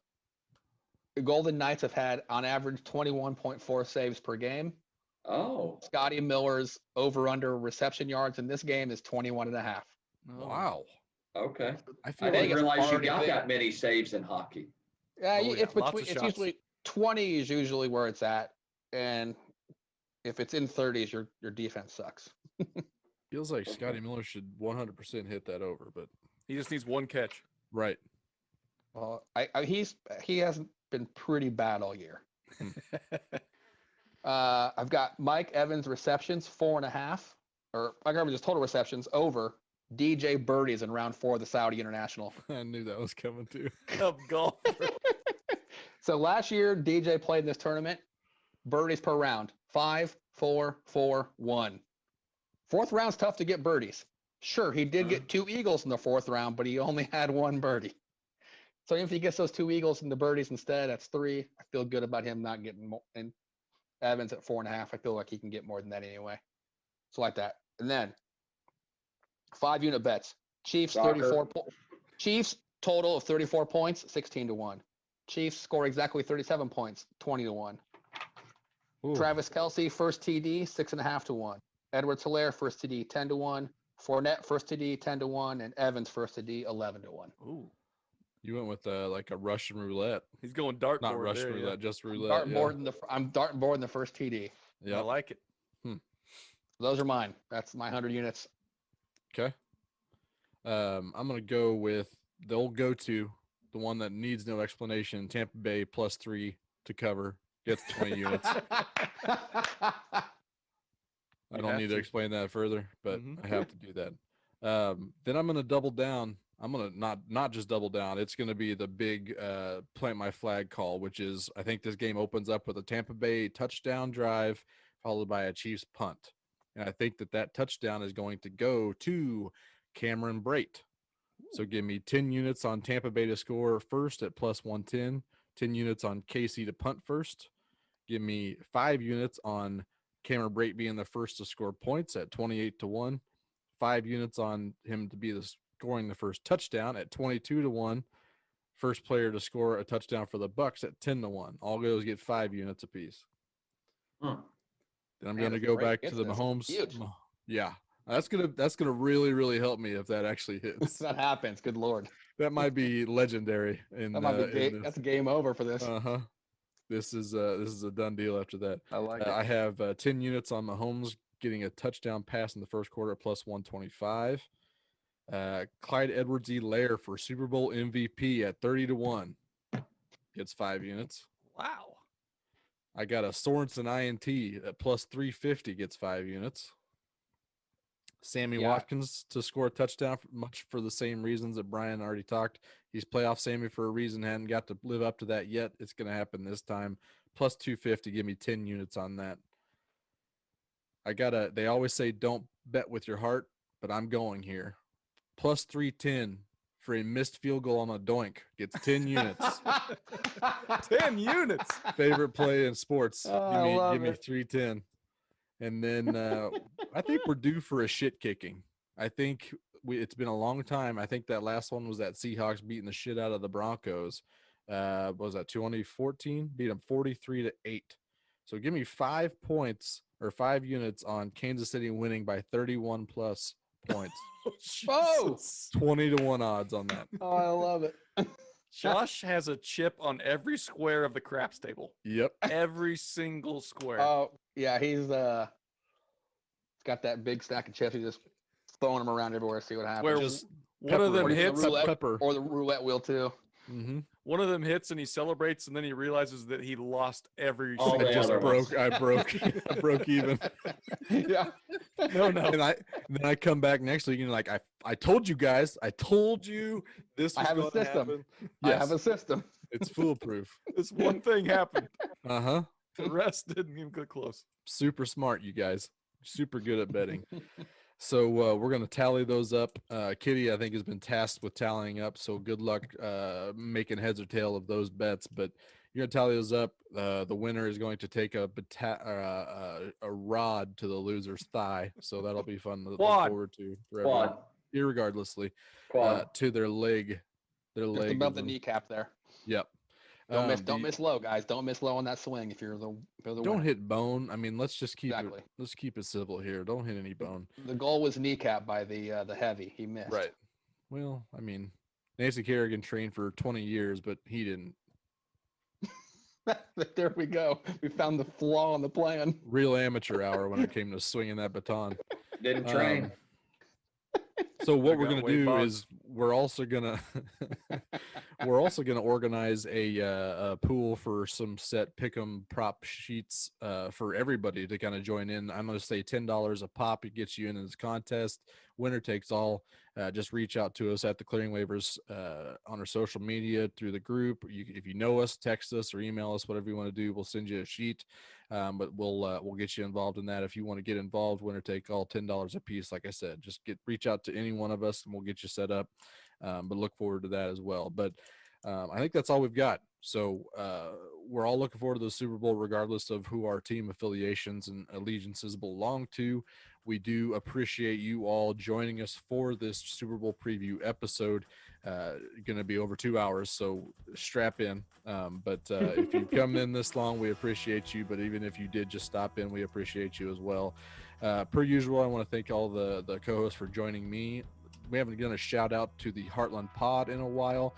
Old buddy Adam Summer does a great politics pod with the called the Heartland Pod. They've also announced a new podcast that you can also check out as well. And then shout out to the Hollow Ends for providing the music for the Clearing Waivers podcast. So go check them out. They got plenty of great music to stream and download and buy. But yeah, I think that's it for Brian and Kitty and Rance. We'll see you on the other side of the Super Bowl. Go Chiefs. Ta-ta for now.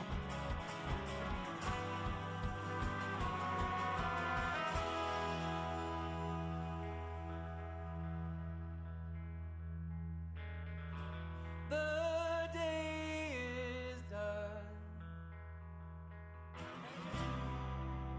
Now the night has begun. Nerves in a restless crowd.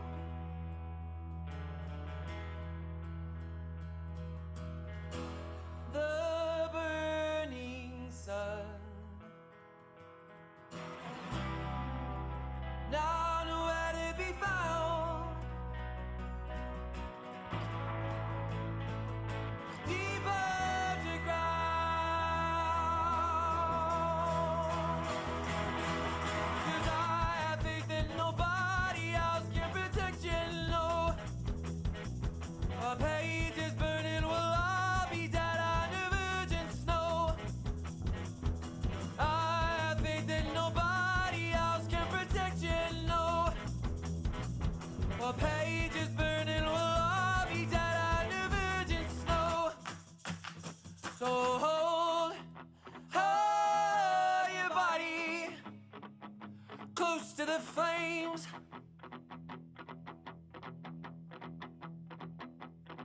Don't go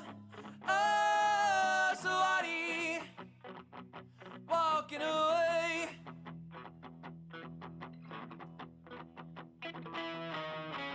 Hold your body close to the flames.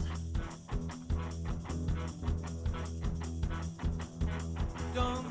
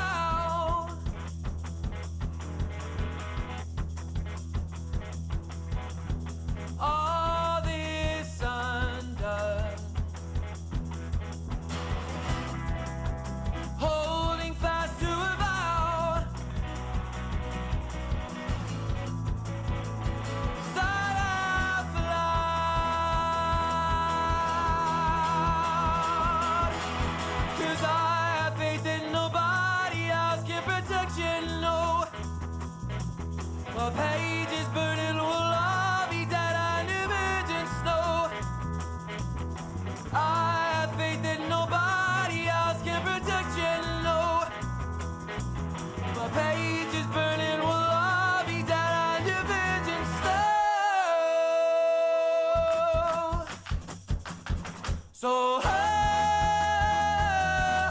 your body close to the flames.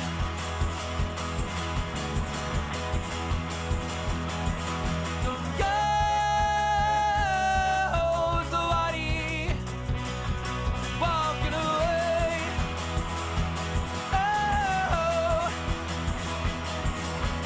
hold your body close to the flames.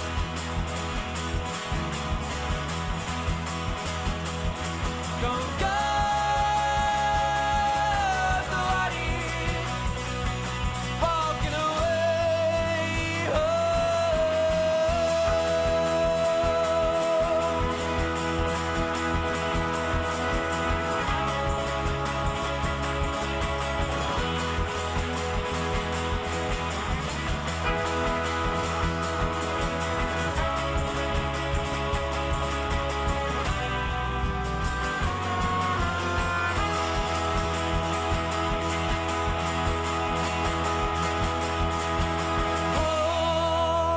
Hold your body